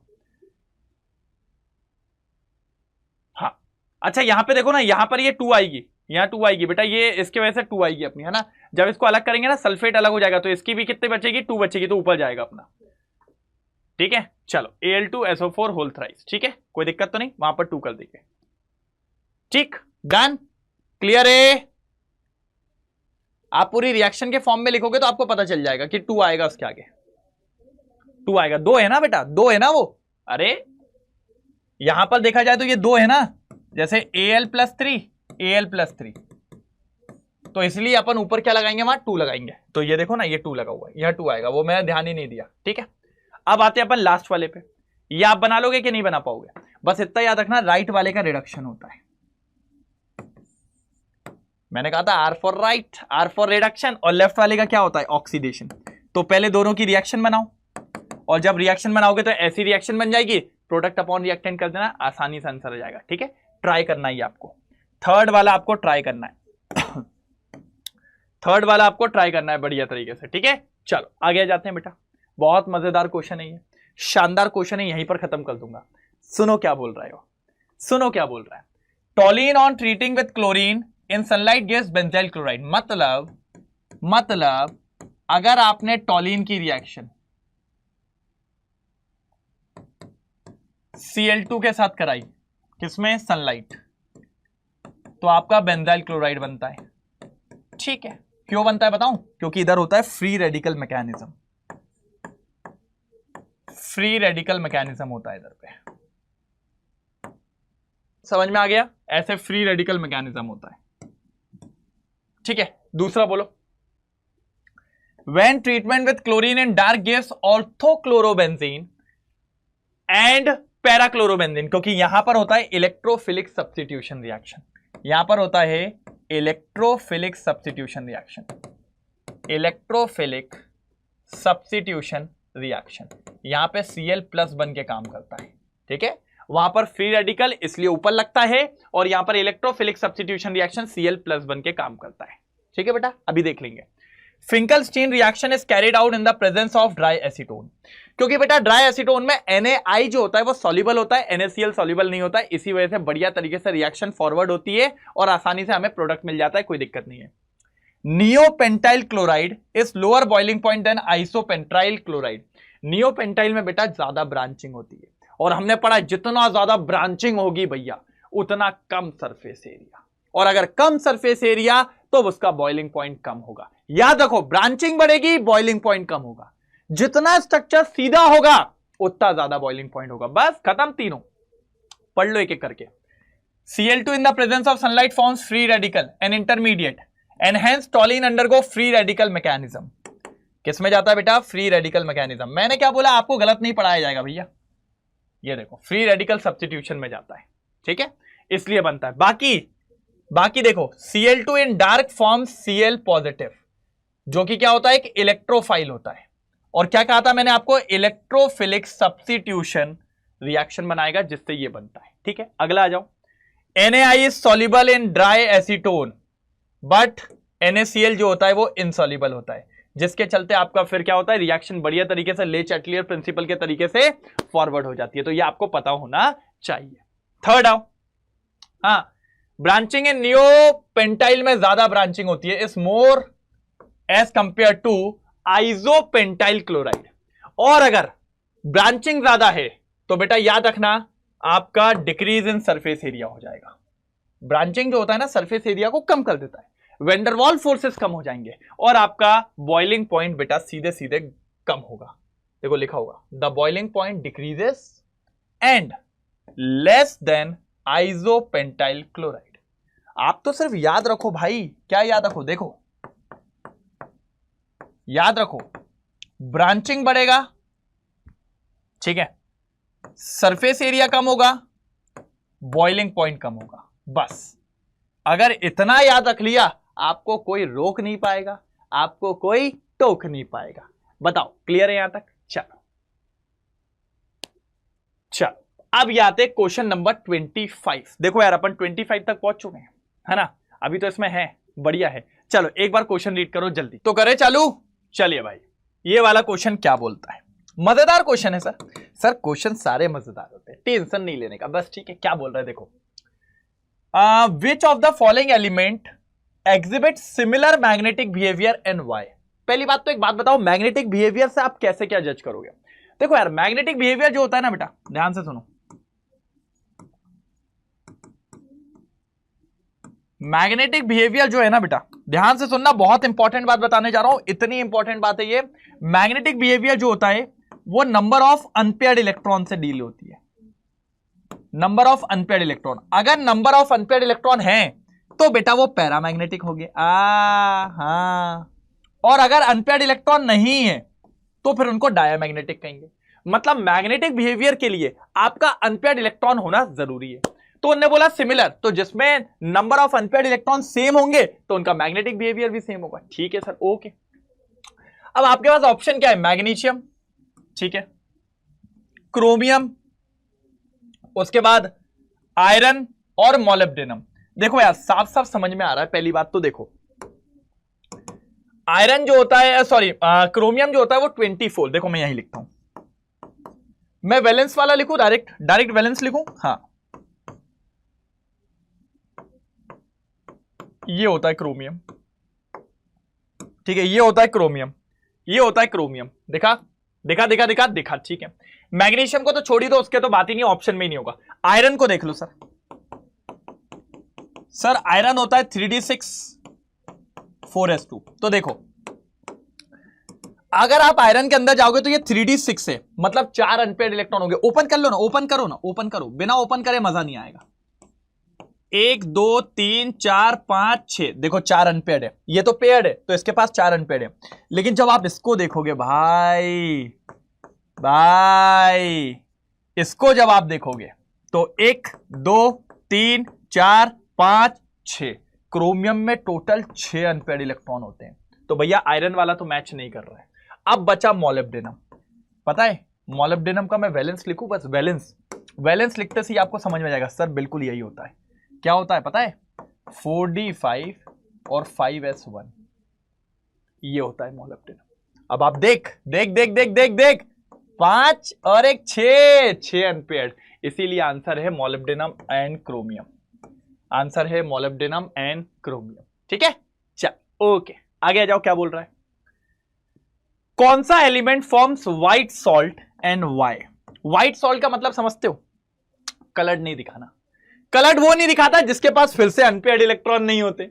जिसके पास भी अनपेयर्ड इलेक्ट्रॉन नहीं है वो कलर्ड नहीं दिखाएगा। और आप जानते हो पहली ट्रांजिशन सीरीज में जिंक और स्कैंडियम, जिंक और स्कैंडियम बात खत्म। वेनेडियम दिखा देगा, ये दिखा देगा। क्यों? क्योंकि जिंक होता है Zn+2 दिखाता है, इसमें इसके पास एक भी अनपेयर्ड इलेक्ट्रॉन नहीं होता, और स्कैंडियम Sc+3 में इसके पास भी, इन दोनों के पास no unpaired electron, no unpaired electron. तो ये दोनों व्हाइट होंगे और आपके भैया क्या होने वाले हैं? वाई का आंसर है कि इनके पास अनपेयर्ड इलेक्ट्रॉन नहीं होता। पढ़ लो, जल्दी पढ़ लो। ये क्रोमियम का है, ये मोलिब्डेनम का है, दोनों के पास सिमिलर अनपेयर्ड इलेक्ट्रॉन है और वो भी कितने? 6। इसीलिए इनकी मैग्नेटिक प्रॉपर्टी सेम होगी। इधर आ जाओ, जिंक एंड स्कैंडियम का ही था मैंने।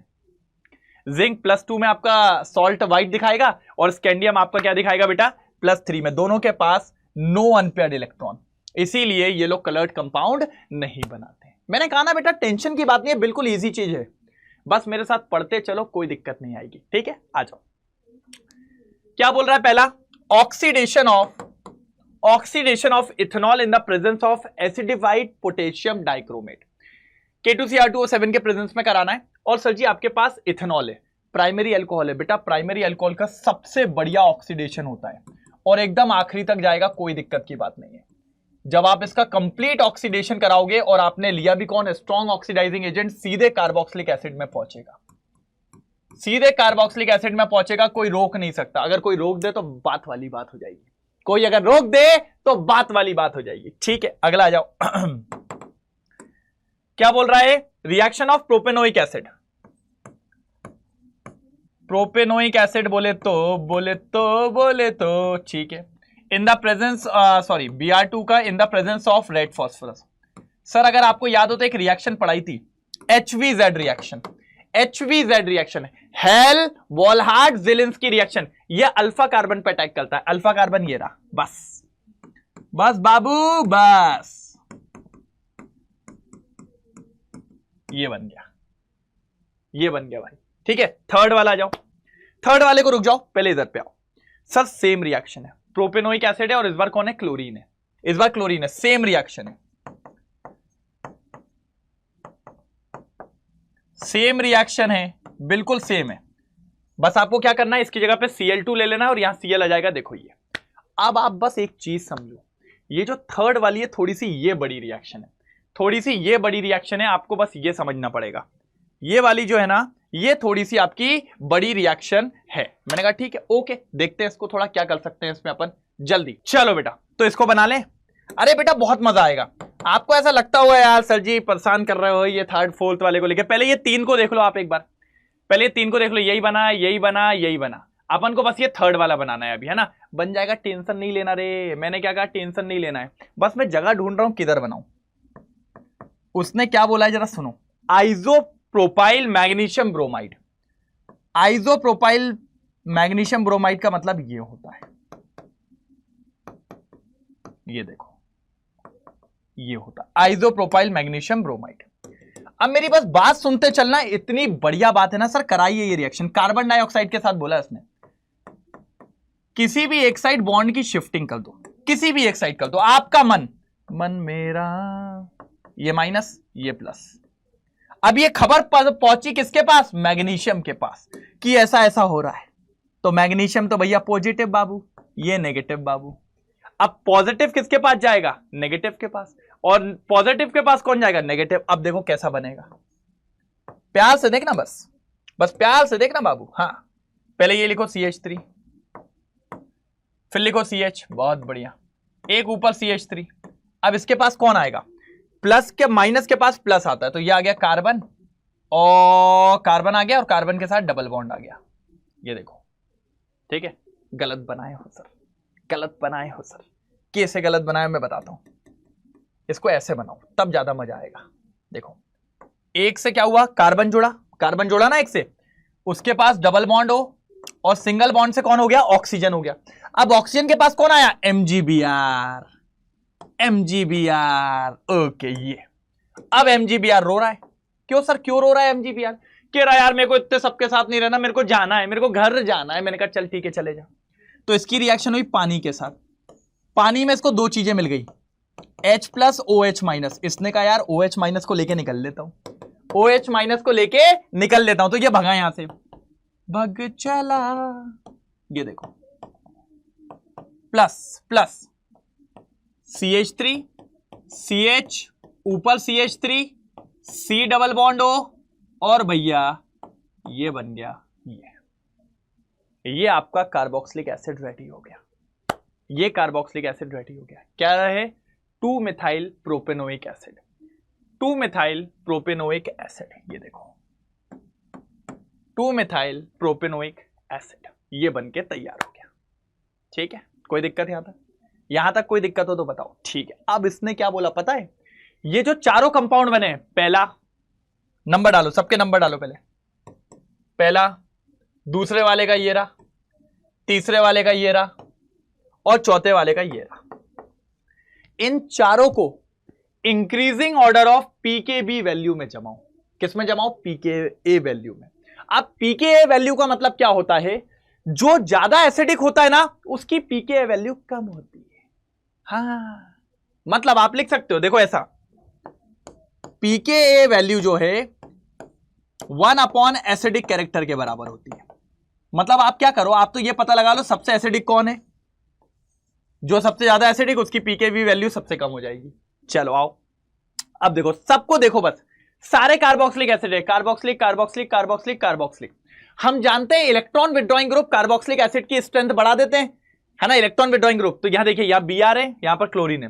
क्लोरीन ज्यादा इलेक्ट्रोनेगेटिव है, ज्यादा खींचेगा इलेक्ट्रॉन, तो ये सबसे ज्यादा एसिडिक होगा और इसकी पीकेए वैल्यू सबसे कम होगी, सबसे कम पीकेए वैल्यू। फिर इसके बाद इसमें तो है नहीं, इसमें भी नहीं है, तो फिर ये होगा, मतलब इसकी पीकेए वैल्यू इससे ज्यादा होगी। क्यों? क्योंकि ये ज्यादा एसिडिक है। फिर ये, ठीक है। उसके बाद सर इसमें ब्रांचिंग आ गई।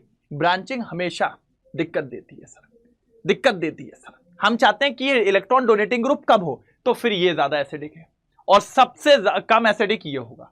तो अगर मैं एसिडिक ऑर्डर जमाऊं, एसिडिक जमा रहा हूं, एसिडिक एसिडिक एसिडिक ऑर्डर में सबसे कम एसिडिक कौन है? सबसे कम एसिडिक कौन है? 3, फिर 1 उससे ज्यादा, फिर 2 और फिर सबसे लास्ट में 4। ये एसिडिक ऑर्डर है। अगर पीकेए ऑर्डर जमाओगे तो 3 वाला सबसे ज्यादा पीकेए वैल्यू होगा। 3 वाला मतलब ये वाला, आप चेक कर लो बेटा, ये देखो, ये वाला सबसे ज्यादा पीकेए वैल्यू। और एसिडिटी में देखोगे तो सबसे कम होगी इसकी, देखो सबसे कम है। फिर किसका नंबर है? पीछे से ही चेक करो। 2 वाला कौन है? ये नहीं सर, मैंने इसमें गलती कर दी, 2 पीछे आएगा क्योंकि इसमें ब्रोमीन लगा है ना बेटा। हाँ, आप लोग भी कह रहे होंगे, हाँ सॉरी, 1 आएगा। फिर 1 मतलब ये वाला, इससे ज्यादा एसिडिक ये होगा, इसकी पीके वैल्यू से देखो 4 के बाद ये देखो एसिडिक एसिड, ठीक है। फिर उसके बाद ब्रोमीन वाला और सबसे आगे क्लोरीन वाला, ये देख रहा है। तो क्लोरीन वाले की पीके वैल्यू सबसे कम, लेकिन इसका एसिडिक नेचर सबसे ज्यादा। समझ पा रहे हो? बिल्कुल आसान क्वेश्चन था, पूरा समझाया बेटा। इतना टाइम इसलिए लगता है क्योंकि मैं हर एक क्वेश्चन आपको समझाते हुए चल रहा हूं बढ़िया और शानदार तरीके से। चलो आगे आ जाओ, आगे आ जाओ। क्या है? ब्यूटेन 2 ऑन से 3 मिथाइल पेंटेन 3 ऑल बनाना है। सर बन जाएगा, कोई दिक्कत नहीं है। देखो ब्यूटेन 2 ऑन ना, हाँ ये देखो, ये ब्यूटेन 2 ऑन, ठीक है, से क्या बनाना है? 3 मिथाइल, ठीक है। आप कुछ मत करो सर, मैं जो बोलता हूं ना बस वो करा करो, इससे रिएक्शन करवा दो, बस मैं जो बोलूं ना आप वो करा करो बस, ठीक है। अब आप सब जानते हो, ये माइनस ये प्लस, ठीक है, ये प्लस ये माइनस। कर दो जल्दी काम, जल्दी काम कर दो सर। CH3C ऊपर O के पास लग जाएगा क्या सर? MgCl। क्यों? ये प्लस है, ये, अरे सर गलती हो गई, गलती हो गई, ये माइनस नहीं है, गलती हो गई बाबू, ये माइनस है, ये यहां से टूटता है, ठीक है। तो ये माइनस वाला इसके पास C2H5, आगे क्या है बेटा? CH2 CH3। ठीक है भैया, ठीक है भैया, ठीक है भैया, ठीक है भैया। अब इसको डालो पानी में, अब इसको डालो पानी में, अब इसको डालो पानी में। जब आप पानी में डालोगे तो भैया क्या होगा? ये यहां से भगने की कोशिश करेगा, टेरेन टेरेन, और यहां से गायब, यहां से गायब। तो क्या बचेगा? CH3 ऊपर OH बन गया, साइड में CH2 CH3 और नीचे C2H5, ठीक है। एक H एक्स्ट्रा लग गया शायद, एक H एक्स्ट्रा लग गया शायद, ये बन गया। अब खुद सोचो, 1 2 3 4 5 पेंटेन हो गया, पेंटेन के सेकंड नंबर पे अल्कोहल हो गया, और उसी के थर्ड नंबर पे और उसी पे मिथाइल हो गया बेटा। तो देखिए 3 methyl pentane 3 all, 3 methyl pentane 3 all. देख लो एक बार, बिल्कुल आप तो चेक करिए, पीछे बकायदा यही हुआ है। पहले इसके साथ रिएक्शन, कॉम्प्लेक्स, पानी डाला, ये बन के तैयार, पानी डाला, ये बन के तैयार। चेक करो, चेक करो भैया, चेक करो जल्दी जल्दी जल्दी। हो गया डन। चलो अगला वाला आ जाओ, सेकंड वाला आ जाओ, एनिसोल।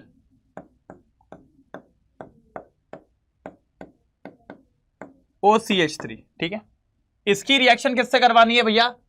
देखो क्या बनाना है, 4-मेथॉक्सीटोलिन। अरे यार आप जानते हो इसके बारे में, फीडल क्राफ अल्काइलेशन। हाँ, फीडल क्राफ अल्काइलेशन, एनहाइड्रस AlCl3 के प्रेजेंस में। बस कुछ नहीं करना, आप ये मान के चलिए यहां पर H होगा तो ये H और Cl बाहर चले जाएगा, CH3 नीचे लग जाएगा। बहुत शानदार, बोले तो झमाझम, बोले तो झमाझम। ये देखो बन गया, आप चेक कर लो, 4-मेथॉक्सीटोलिन बन गया, 4-मेथॉक्सीटोलिन बन गया। तो ये हमारा फर्स्ट वाला है, ये हमारा सेकंड वाला है।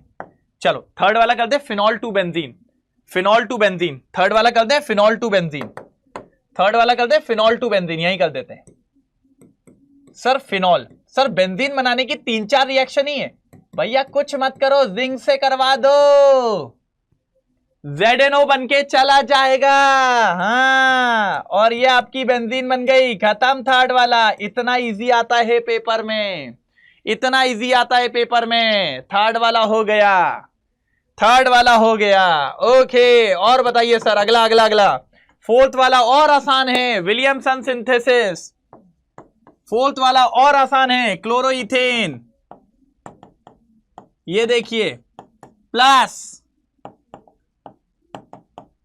ये और आसान है, ड्राई ईथर के प्रेजेंस में। किसके प्रेजेंस में? ड्राई ईथर के प्रेजेंस, ड्राई ईथर के प्रेजेंस में।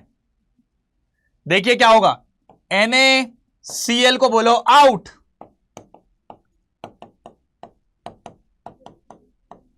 ये देखिए, ये देखिए, इथॉक्सी इथेन, इथॉक्सी इथेन। तो आप देखिए पहला, दूसरा, तीसरा और चौथा। डन, पहला, दूसरा, तीसरा और चौथा।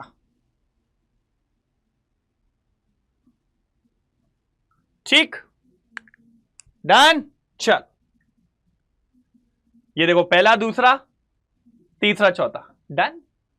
मैं आपको क्या कह रहा हूं सर, आपको गिरने नहीं देंगे, आपको टेंशन नहीं लेने देंगे।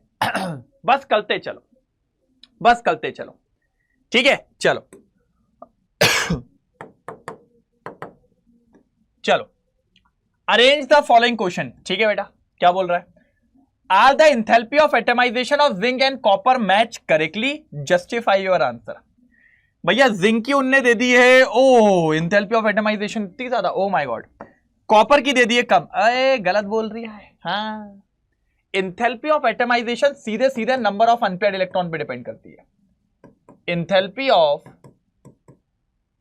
एटमाइजेशन डिपेंड करती है अनपेयर्ड इलेक्ट्रॉन पे, क्योंकि सर अनपेयर्ड इलेक्ट्रॉन जितने ज्यादा होंगे ना, और अगर होंगे तो उतनी स्ट्रॉन्ग बॉन्डिंग होती है, उतनी स्ट्रॉन्ग मेटालिक बॉन्डिंग होती है, और फिर इसको तोड़ने में, अलग करने में उतनी ज्यादा एनर्जी लगेगी। तो भैया अगर देखा जाए तो जिंक के पास तो अनपेयर्ड इलेक्ट्रॉन होते ही नहीं है, नो अनपेयर्ड इलेक्ट्रॉन।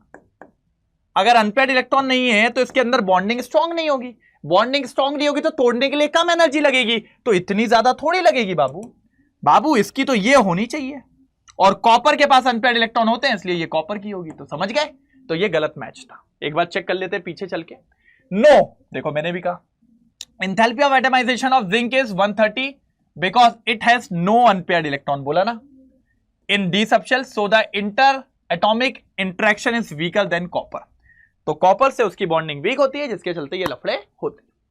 अगला क्वेश्चन सेकंड, भाई 3 नंबर का ये आखिरी क्वेश्चन है, इसके बाद आपके 4 नंबर के बचे हैं और आपके 5 नंबर के बचे हैं। ठीक है, आ जाओ। Out of sulphur acid, sorry sulphuric acid and hydrochloric acid, which acid will you preferred for पर मैग्नेट टाइट्रेशन एंड वाई? देखो यार, टाइट्रेशन में हम लोग जो प्रेफर करते हैं ना बेटा, वो H2SO4 करते हैं। हम जो प्रेफर करते हैं ना, वो करते हैं H2SO4, मेरी गृहस्थी का सामान, ठीक है। क्योंकि HCl के साथ लफड़े हो जाएंगे, पर मैग्नेट भैया उसको कन्वर्ट कर देगा Cl2 में। पर मैग्नेट भैया HCl को काय में कन्वर्ट कर देगा? Cl2 में। लंका लगा देगा उसकी पीट पीट के। क्या करेगा भैया? उसकी लंका लगा देगा पीट पीट के, और वो बेचारा बेटा रह जाएगा, भैया क्या करूं क्या करूं, ऐसा हो जाएगा। तो HCl की लंका लगा के वो काय में तब्दील कर देगा? Cl2 में बेटा। काय में तब्दील कर देगा बेटा? Cl2 में। इसीलिए अपन सल्फ्यूरिक एसिड को प्रेफर करेंगे। देखो, sulphuric acid because hydrochloric acid is oxidise to chlorine, यही बोला था। ठीक है भैया, आप देखो, इसका तो काम ही होता है दूसरे का ऑक्सीडेशन करना, और मैंने आपको पढ़ाया NO2 माइनस का ऑक्सीडेशन किस में होता है? NO3 माइनस में, साथ में Mn2 प्लस, और पानी पानी हो गई भैया। ये वो डी ब्लॉक है जो मेरे नंबर खाया था 5, आपके नहीं खाना चाहिए, इसलिए प्रैक्टिस होती जबरदस्त। NO2 minus, 3H2O, Mn2 plus, खत्म खत्म भैया, खत्म खत्म। सेक्शन सी भी खत्म, 3 नंबर वाले भी हो गए भैया। अब बचा 4 नंबर और 5 नंबर, 4 नंबर और 5 नंबर, बस 4 नंबर 5 नंबर को निपटाने का है, 4 नंबर 5 नंबर को निपटाने का है। ठीक है, क्वेश्चन नंबर 29 और 30 कैसे हैं बेटा? केस बेस्ड स्टडी है, केस बेस्ड स्टडी है। चलो पढ़ो पहले एक बार इसको अच्छे से पढ़ो। इलेक्ट्रिकल कंडक्टिविटी के ऊपर दिया हुआ है पूरा, अच्छे से पढ़ो बेटा, बहुत बढ़िया तरीके से, क्योंकि आपको ये पढ़ना पड़ेगा भाई। अगर आप नहीं पढ़ोगे तो फिर मैं कुछ नहीं कर पाऊंगा। जल्दी फटाफट रीड करो, पूरा रीड करो अच्छे से। चलिए बेटा, तो करें सेक्शन डी। चलिए बेटा, वैसे तो ये दोनों क्वेश्चन आप खुद बना लोगे, मुझे आपको दे देना चाहिए था, आराम से आप ये दोनों क्वेश्चन खुद कर सकते थे, क्योंकि ये है केस बेस्ड वाले। मतलब अगर आप पढ़ लोगे ना तो आपका काम हो जाएगा बेटा अच्छे से। हाँ, पढ़ लोगे ना तो आपका काम हो जाएगा। इसमें आपको सीधे ये दिया होगा, जो आपके वीक बेस या वीक एसिड होते हैं वो वीक इलेक्ट्रोलाइट होते हैं, तो उनकी कंडक्टिविटी कम होती है। स्ट्रॉन्ग बेस, स्ट्रॉन्ग इलेक्ट्रोलाइट्स जो होते हैं, स्ट्रॉन्ग बेस, स्ट्रॉन्ग एसिड्स जो होते हैं वो स्ट्रॉन्ग इलेक्ट्रोलाइट्स होते हैं, उनकी कंडक्टिविटी ज्यादा होती है।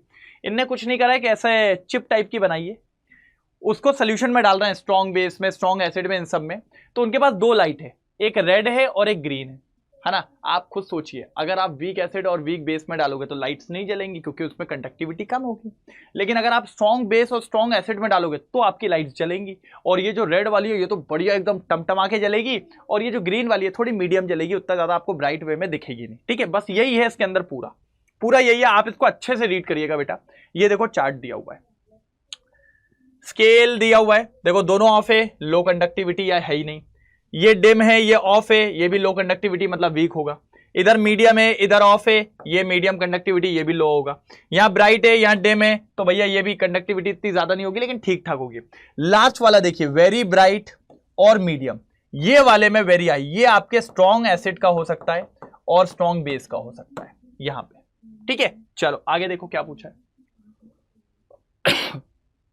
Is it possible to identify whether the given solution is 1 molar NaOH और 1 molar HCl using the conductivity meter? Justify your answer। बेटा कर सकते हैं, दोनों स्ट्रॉन्ग है, मतलब कंडक्टिविटी ज्यादा होगी, तो आप ये मान के चलिए दोनों जल रहे होंगे। आपकी लाल वाली तो चमचमाती हुई जल रही होगी और ग्रीन वाली हल्की बहुत जल रही होगी, आपकी कोई दिक्कत की बात नहीं है। ठीक है, देखना चाहो तो वो देख भी लो।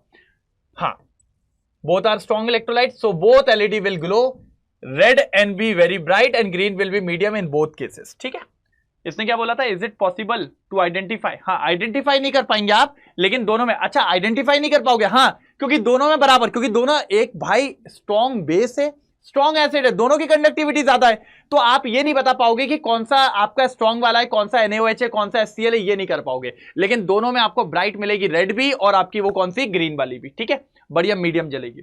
What is if possible pH value of solution if the glow of green LED is medium and the red LED glow very brightly? ये स्ट्रॉन्ग की बात हो रही है। ये कब होगा? ये कब होगा? जब वो एक बहुत अच्छा स्ट्रॉन्ग एसिड हो और बहुत अच्छा स्ट्रॉन्ग बेस हो। स्ट्रॉन्ग एसिड मतलब pH बहुत कम हो, स्ट्रॉन्ग बेस मतलब pH ज्यादा हो। मतलब 1 और 2, ए आंसर होगा। ये देखो ए आंसर है। बस कितना सिंपल क्वेश्चन है। इधर आ जाओ, इसके ऑब्जर्वेशंस बताने। Refer to the table given below, draw the molar conductivity versus concentration graph. अरे ये अपन को इलेक्ट्रोकेमिस्ट्री में ले जा रहा है, वही वाला ग्राफ, वीक और स्ट्रॉन्ग वाला। तो ये ब्राइट, ये डिम, ये डिम, ये ऑफ, तो भैया ये वीक हो गया, और इसके कंपैरिजन में इसको अपन स्ट्रॉन्ग बोलेंगे। और ग्राफ आप मुझसे अच्छे से जानते हो, ग्राफ आप मुझसे अच्छे से जानते हो, कई बार बनवाया है,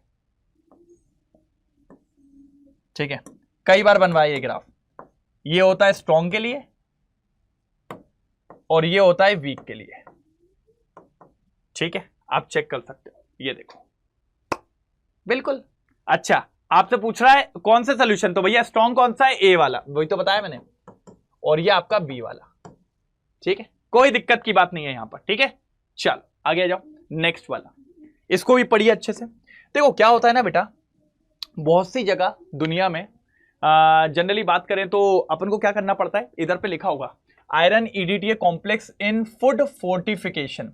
फूड फोर्टिफिकेशन का मतलब होता है बहुत सी जगह पे, बहुत से हमारे फूड्स में आयरन की कमी होती है, तो आयरन को एनरिच करने के लिए हम ईडीटीए के साथ उसमें फोर्टिफिकेशन करवाते हैं, उनकी न्यूट्रिटिव प्रॉपर्टीज को बढ़ाते हैं कि हमारी बॉडी में अच्छा आयरन कंटेंट मिले। अब क्या होता है कि बहुत जगहों पे बहुत सारी दिक्कतें हैं, जैसे कि इसमें यही लिखा है फोर्टिफिकेशन करने के लिए कि उसकी प्रॉपर्टीज को बढ़ाने के लिए, ठीक है। उसके बाद आपको मिलेगा जैसे कि अफ्रीकन और साउथ एशिया कंट्रीज में 40% पीपल्स या पॉपुलेशन सफर्स फ्रॉम एनीमिया, जिनमें आयरन की कमी होती है, उनको लगभग 10 mg रोज का चाहिए, ठीक है, तो उनको कंजप्शन करना पड़ेगा आयरन का, क्या बोलते हैं ईडीटीए वगैरह।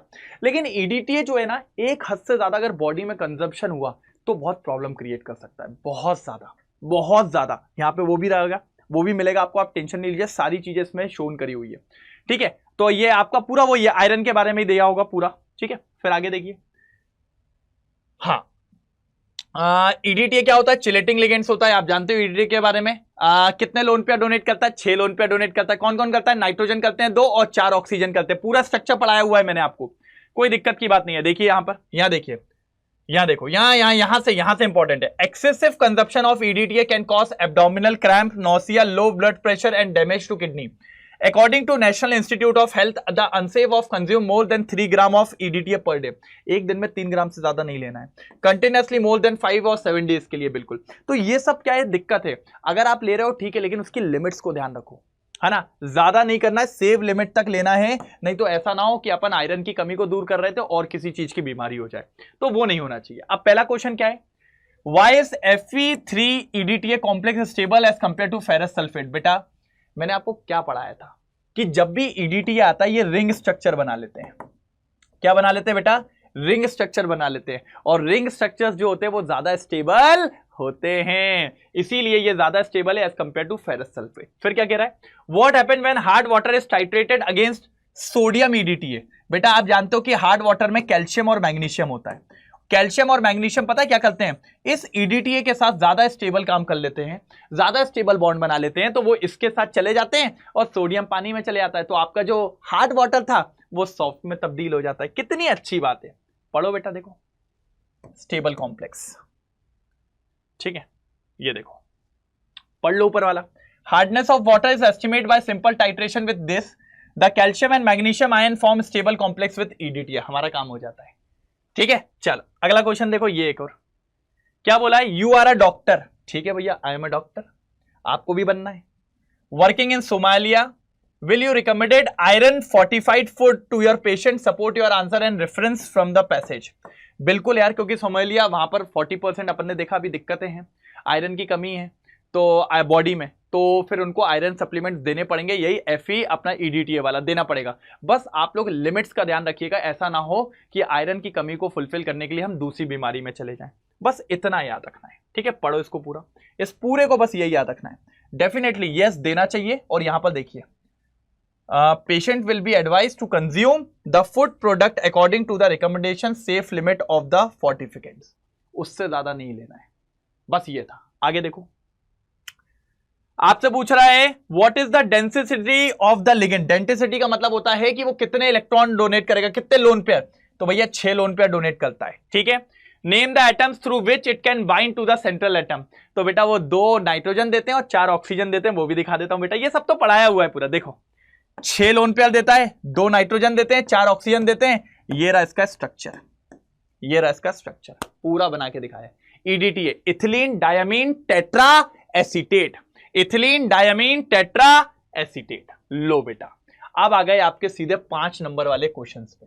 काय पे आ गए? 5 नंबर वाले। 3 क्वेश्चन है, आई थिंक तीनों में ऑप्शन मिलेंगे और फटाफट इसको खत्म करेंगे। चलो एक बार देखो जल्दी। तो आप देखते हैं 5 नंबर वाला क्वेश्चन। अरे कर देंगे, बिल्कुल टेंशन की बात नहीं लेना, बिल्कुल हो जाएगा 5 नंबर वाला क्वेश्चन एक तरफा तरीके से। देखो क्या कह रहा है, right the structure of expected product of Cannizzaro of 2-chlorobenzyldihide। बेटा एक बात बताओ, 2-chlorobenzyldihide का मतलब, ये मैंने आपको क्या पढ़ाया था, जिसके पास भी ऐसे एल्डिहाइड जिनके पास अल्फा हाइड्रोजन नहीं होता है। क्या नहीं होता? अल्फा हाइड्रोजन, वो कैनिजारो बनाते हैं। और कैनिजारो में क्या होता है सर? सर एक व्यक्ति का एसिड, मतलब एसिड का सॉल्ट बनता है, और एक व्यक्ति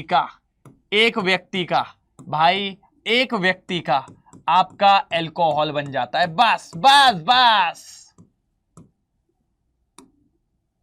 बस ये बनेगा आपका।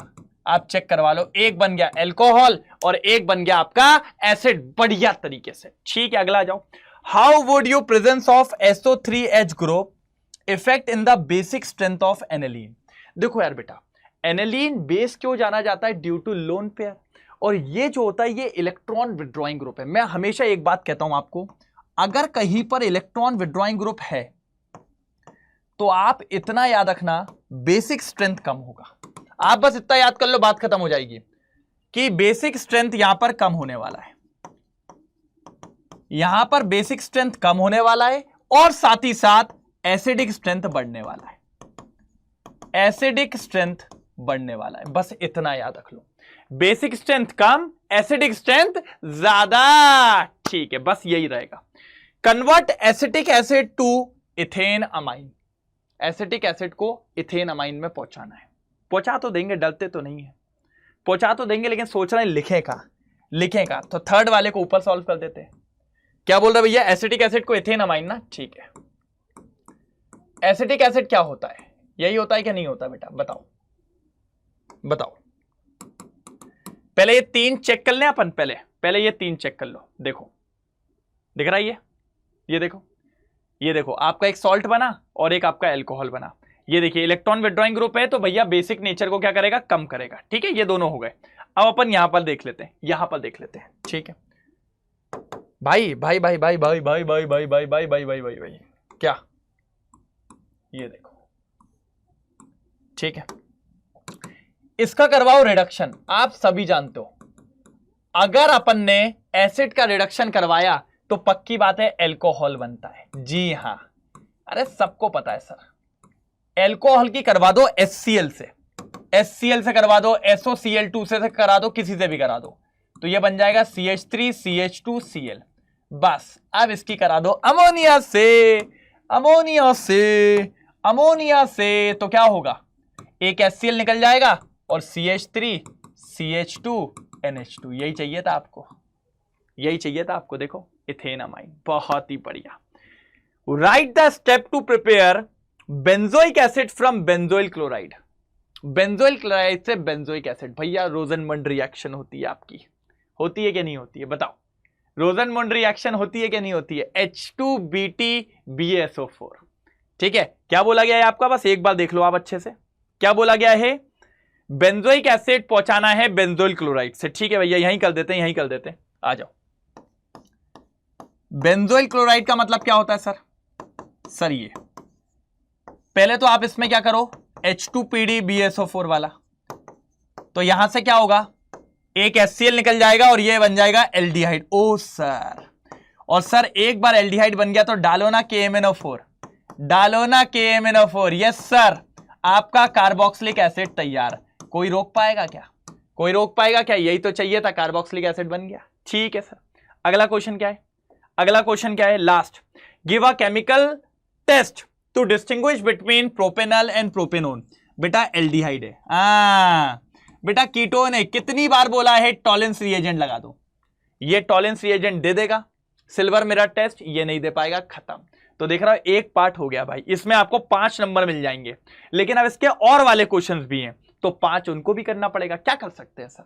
सर छोड़ थोड़ी सकते हैं। ठीक है सर, कर देंगे। हाँ, आ जाओ, क्या क्वेश्चन है? Right the structure of expected product of wolf-Kishner reduction. Wolf-Kishner reduction का मतलब रिडक्शन है, ठीक है, ऑफ 2-मिथाइल ब्यूटेनल। बेटा कुछ नहीं होगा, यहां ब्यूटेन हो जाएगा बस। आप ये समझो अल्केन बनाना है तो ये पूरा अलवल हटके बन जाएगा 2-मिथाइल ब्यूटेन, बात खत्म। ज्यादा टेंशन नहीं लेना है, बस खत्म। इसका आंसर पीछे ही दे चुके हो। ये ग्रुप को आप पता है किसके साथ लगा दिया भैया? बेंजोइक एसिड के साथ।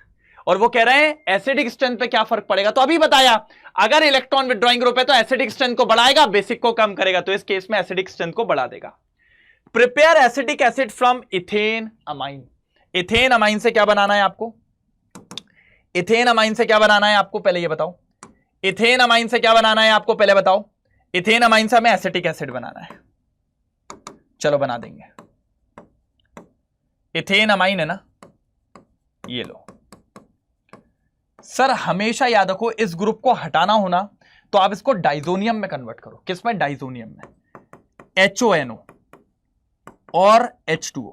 सर पहली बात, प्राइमरी अमीन का जब हम HONO नाइट्रस एसिड से कराते तो अनस्टेबल बनता है डाइजोनियम सॉल्ट। जैसे पानी में कराते तो एल्कोहल बन जाता है। क्या बन जाता है बेटा? एल्कोहल। और एक बार अगर एल्कोहल बन गया तो सर फिर तो आप जंग जीत गए, क्योंकि एल्कोहल की डायरेक्ट रिएक्शन है एसिटिक एसिड में। KMnO4 डाल दो भैया एसिटिक मीडियम में तो ये बन जाएगा CH3COOH, बन के तैयार। यही चाहिए था आपको, ठीक है। चलो, convert aniline to benzoic acid. ये थोड़ा सा पहले इनको चेक करेंगे, 2 को, फिर 3 को, फिर अपन आगे बढ़ेंगे, ठीक है। आ जाओ। ये देखो पहला वाला यही कहा था मैंने, 2-मिथाइल ब्यूटेन, ठीक है। ये देखो एसिडिक स्ट्रेंथ को बढ़ा देगा, hence acidic strength will be increase. यहां आ जाओ बेटा, ये देखो, ये देखिए इससे कराया तो एल्कोहल बना, फिर एल्कोहल का KMnO4 से करा दिया, अपन का क्या बन गया? एसिटिक एसिड बन गया। क्या बन गया? Acetic acid. चलो कहां पर है? ये रहा। चलो नीचे ही करेंगे, यहीं पर नीचे करेंगे। देखो एनिलीन ना, एनिलीन से जाना है, ठीक है। सर आपको किसी भी हाल में इस एनिलीन को हटाना पड़ेगा, फिर NH2 को। सर हटाने का तरीका ऊपर ही सीखा भी, HONO। अरे ये तो डाइजोनियम बनाएगा, ये तो डाइजोनियम बनाएगा पूरा। N2Cl, benzene diazonium chloride. अब हमने इसकी रिएक्शन पढ़ी है, KCN से करा दो। अरे बहुत बढ़िया, सब्स्टिट्यूशन। हाँ, साइनाइड लग जाएगा, साइनोबेंजीन बन गया। और बेटा एक बात याद करो, मैंने क्या पढ़ाया था? एक पानी पिलाओगे तो आधा पानी पार्शियल हाइड्रोलिसिस अमाइड बनेगा, पूरा खिला दोगे सीधा कार्बोक्सिलिक एसिड। लिखो complete hydrolysis, dilute HCl, complete hydrolysis क्या बन जाएगा सर? सर COOH, ये बन गया आपका। तो आपका एनिलीन से कार्बोक्सिलिक एसिड तैयार हो गया, वो भी बेंजोइक एसिड, ठीक है। Give a chemical test to distinguish between propanal और इथेनॉल। अरे बहुत इजी है। प्रोपेनल आपका क्या है? एल्डिहाइड है, टॉलेंस रिएजेंट करवाओ। ये टॉलेंस रिएजेंट दे देंगे, ये टॉलेंस रिएजेंट नहीं देगा, बस खत्म बेटा क्वेश्चन। देखो diazonium, KCN cyanide, complete hydrolysis, carboxylic acid. और केमिकल टेस्ट की बात कर रहा है तो ये देखिए आइडोफॉर्म दे दिया और भैया बस खत्म। इनने आइडोफॉर्म दे दिया, आप टॉलेंस भी करके आओ, कोई दिक्कत की बात नहीं है, ठीक है बेटा। चलो नेक्स्ट आ गया है A एंड B। चलो इधर पे करेंगे बात, मजा आएगा बिल्कुल। अच्छा क्वेश्चन है, कोई दिक्कत की बात नहीं है, अच्छे से सुनिएगा बिल्कुल। पहला कह रहा है identify and give 1 point of difference between hair and protein present in egg. देखो हेयर में जो प्रेजेंट होता है वो फाइब्रस प्रोटीन होता है, वाटर इनसॉल्युबल होता है, सीधी स्ट्रेट चेन टाइप का होता है। इसके अंदर ग्लोबुलर होता है, वाटर सॉल्युबल होता है, ग्लोब्यूल्स के फॉर्म में होता है। तो ये इसका आंसर रहेगा, अभी अपन देख लेंगे आगे चल के, है ना। Both glucose and sucrose have aldehydic group, that's then why does only glucose reduce Fehling's reagent and not sugar. देखो बेटा ग्लूकोज के अंदर फ्री एल्डिहाइड होता है तो वो रिड्यूस हो जाता है भैया, है ना, फेलिंग सॉल्यूशन, ठीक है। लेकिन सुक्रोज में फ्री एल्डिहाइड नहीं होता, एल्डिहाइड होता है लेकिन फ्री नहीं है। फ्री नहीं है तो रिएक्शन में पार्टिसिपेट नहीं कर पाता ना सर, ये दिक्कत आपको देखने को मिलती है। बताता हूं मैं आपको, अभी सब बताऊंगा। देखो हेयर में क्या होता है भैया? फाइब्रस होता है, और एग में क्या होता है? ग्लोबुलर होता है, अभी बताया। फाइब्रस प्रोटीन जो होता है लॉन्ग फाइबर होते हैं और वाटर इनसॉल्युबल होता है, बोला था कि नहीं बोला था? Yes sir. Whereas globular protein कैसा होता है? ग्लोबुलर होता है और सॉल्युबल इन वाटर होता है, ठीक है। Glucose reduces Fehling solution, sucrose नहीं कर पाता, दोनों के पास होता है, क्यों? क्योंकि glucose contain free aldehydic group, हाँ, और सुक्रोज जो होता है डाइसैकेराइड होता है जिसके पास फ्री एल्डिहाइडिक ग्रुप नहीं होता है, ठीक है। बिल्कुल थ्योरी वाले क्वेश्चन है बेटा, इतना डरने वाली बात नहीं है। यहां आ जाओ। Why do amino acids behave as salt? वो सॉल्ट की तरह बिहेव क्यों करते हैं? क्योंकि बेटा उनके पास कार्बोक्सिलिक ग्रुप भी होता है, अमीनो ग्रुप भी होता है, दोनों ग्रुप होने के चलते वो सॉल्ट की तरह करते हैं। What chemical change takes place during curdling of milk? बेटा लैक्टिक एसिड बनता है। कौन सा बनता है? लैक्टिक। मेरे को लगता है ये थ्योरी वाला चैप्टर है, ये तो आप फटाफट कर ही लोगे बेटा। देखो चलो नीचे जाओ। Alpha amino acids behave as salt, their behavior is due to presence of both acidic and basic group present in the same molecule, ठीक है बेटा, स्क्रीनशॉट्स लेते चलना इंपॉर्टेंट है। The chemical change takes place curdling of milk caused due to formation of lactic acid from the lactose sugar by the bacteria present in the milk, present in the milk। चलो last question इसमें क्या था बेटा? Last क्या था बेटा इसमें? हाँ Doctor advised 50 years old woman enough exposure to sunlight and addition of fish and egg yolk to her diet. What is the possible diseases diagnosis by the doctor? बेटा विटामिन डी की deficiency हो गई है madam को, ठीक है। क्या है देखो, the possible diseases osteoporosis which can be cured by taking vitamin D rich diet, ये था, ठीक है। समझे कि नहीं समझे? समझे कि नहीं समझे पहले तो ये बताओ, क्लियर है सबको? चलो भैया नेक्स्ट ये देखेंगे अपन, ठीक है। नेक्स्ट इसका बी बचा है और उसके बाद एक पूरा प्रॉपर वन क्वेश्चन बचा है, फिर कंप्लीट होगा, ठीक है। चलो इसको पढ़ो एक बार जल्दी। चलो करें चालू। चलिए भैया क्या बोल रहा है? देखो बेटा, देखो यार पहली बात तो मैं बताऊं ये पूरा थ्योरी क्वेश्चन है, तो इसको थोड़ा अच्छे से पढ़ना, बढ़िया मजा आएगा। Identify and give one point difference between carbohydrate present in cane sugar and carbohydrate present in milk. बेटा मिल्क में आपको लैक्टोज मिल जाता है, यहां पर केन शुगर में आपको भैया सुक्रोज मिलता है ना। आप देख लो बेटा बिल्कुल, पर आप देखो देखो केन शुगर में आपको सुक्रोज मिलता है बेटा, विच इज अ डाइसैकेराइड होता है जो, और जो किससे बनता है? ग्लूकोज और फ्रक्टोज से बनता है, यही मैंने बोला। और while carbohydrate present in milk, वो लैक्टोज होता है जो कि एक डाइसैकेराइड है, और जो किससे बनता है? ग्लूकोज और गैलेक्टोज से बनता है। बिल्कुल वही बताऊंगा बेटा जो आपको जरूरत है, ठीक है। चलो सेकेंड बताओ। Glucose is a aldohexose and monosaccharide, ठीक है भैया बिल्कुल सही बात है। Which oxidising agent should be used to bring about oxidation of only one aldehydic group?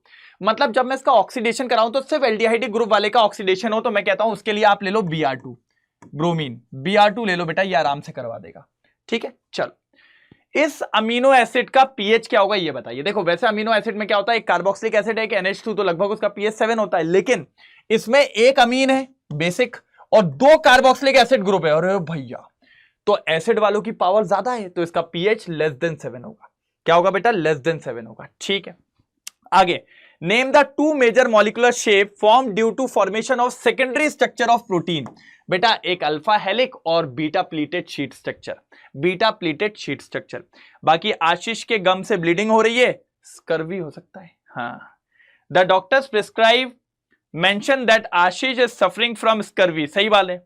Help him to identify 2 food sources to help him recover faster, ठीक है बेटा बिल्कुल इजी होता है इसका आंसर। अगर आप देखो तो विटामिन सी वाला है ना, लीफी वेजिटेबल्स, आमला, ग्रीन, ये सब आपको करना होगा, ठीक है। देखो दो बोला था, अल्फा हेलिक और बीटा प्लीटेड शीट स्ट्रक्चर, ये फोर्थ का आंसर मिल गया। सारे बता दे रहा हूं, टेंशन नहीं लो, सब बता दिए वैसे मैंने। देखो ग्लूकोज इज एग्जॉस्ट, इसमें ब्रोमीन वाटर, मैंने कहा था ना ब्रोमीन ले लो आप, उसमें काम हो जाएगा आपका। यहां देखिए अमीनो एसिड में क्या है बेटा? लेस देन 7, क्योंकि इसमें एसिडिक ग्रुप ज्यादा स्ट्रॉन्ग था, ठीक है बेटा। खत्म, लास्ट क्वेश्चन पे आ गए भैया, भैया लास्ट क्वेश्चन पे आ गए, ठीक है। सर ये क्वेश्चन को सॉल्व करना है, क्या बोला है sir? The rate of reaction triples, okay, when the temperature changes from 298 to 318, calculate the energy of activation of the reaction assuming it does not change with temperature, ठीक है sir.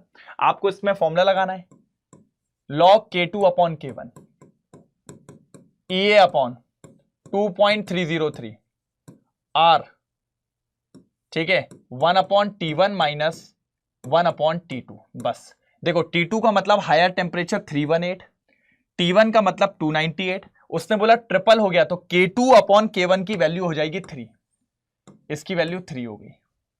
R होता है 8.314, ये को कैलकुलेट कर लो बस, ये देखो दिख रहा है, सब रखा है आपके सामने, बस ये वैल्यूज रखनी है और आपको सॉल्व करके निकाल देना है किलो जूल में। कितना आसान है, फटाफट इसका आंसर कैलकुलेट करेंगे, ठीक है।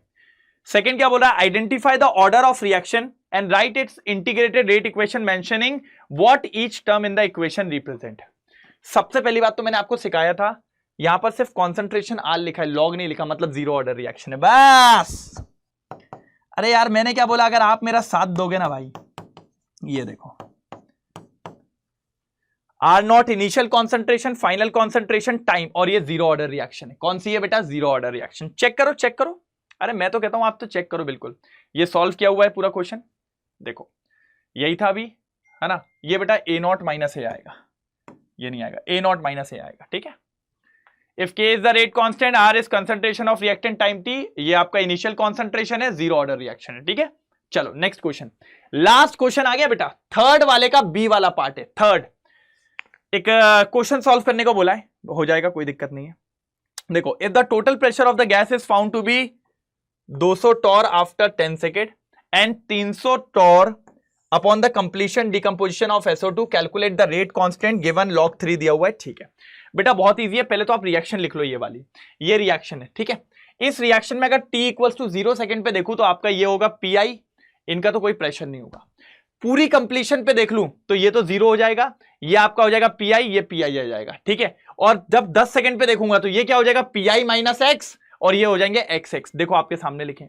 तो अगर मैं आपसे इस टाइम पे टोटल निकलवाऊं, पूरा कंप्लीशन पे टोटल निकलवाऊं, तो वो क्या हो रहा है 2PI, है ना, कंप्लीशन पे। और यहां से I की वैल्यू निकालू PI, तो वो कितना हो जाएगा बेटा, टोटल अपॉन 2, टोटल कितना दिया था 300 अपॉन 2, 150 आ गया। तो P इनिशियल आ गया 150, कितना आ गया 150। अब अपन को X निकालना है, तो इस टाइम पे P टोटल निकालो, कौन से टाइम पे, ये लास्ट टाइम पे। तो ये P टोटल क्या हो जाएगा, PI minus x plus x plus x, तो ये कैंसिल, तो PI माइ प्लस एक्स, और ये हो जाएगा PT। तो P टोटल क्या था भैया इस टाइम पे, एक बार चेक करके बताओ, एक बार चेक करके बताओ P टोटल क्या था यहाँ पे, देखो देखो, अरे पीछे है पीछे है। एट टाइम 10 सेकेंड पे क्या है 200, 10 सेकेंड पे कितना है बेटा 200, तो 10 सेकेंड पे 200, PI आपने अभी निकाला 150, तो ये X आ गया, तो X की वैल्यू हो गई 50, X की वैल्यू हो गई 50, X की वैल्यू हो गई 50, ठीक है। अब रखेंगे अपन फॉर्मूले में, X की वैल्यू हो गई 50, ये रहा फॉर्मूला, ये देखो आपने 50 निकाल लिया, ये देखो पूरा PI upon PI minus x, तो 150 और 150 माइनस 50, सॉल्व करेंगे इसको पूरा, ये देखो लॉग सॉल्व करना सिखाया ये मैंने, 3/2 हो जाएगा, और ये सॉल्व करके आपका फाइनल आंसर आ गया, फाइनल आंसर आ गया, ठीक है। चलो एक लास्ट चीज और, एक लास्ट चीज और, एक क्वेश्चन और है इसमें, एक क्वेश्चन और था ये वाला, नीचे पढ़ो इसको जल्दी।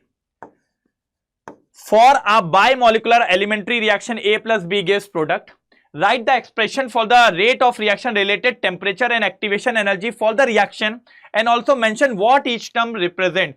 भैया ये वही वाला है जिसके ऊपर माइनस EA/RT होता है, बिल्कुल, ये देखिए, ये देखिए, यही बोला था, ये एक्सप्रेशन है बस, ठीक है, ये है, और यही आपका एक्सप्रेशन होता है ये वाला, ठीक है, जिसकी एनर्जी इक्वल टू और ग्रेटर टू एक्टिवेशन एनर्जी होनी चाहिए, ठीक है। और ZAB जो होता है ये कोलिजन फ्रीक्वेंसी होता है। तो फाइनली आपका ऑलमोस्ट पूरा पेपर मैंने कर दिया है सॉल्व, अपन ने पूरा पेपर कर दिया है सॉल्व।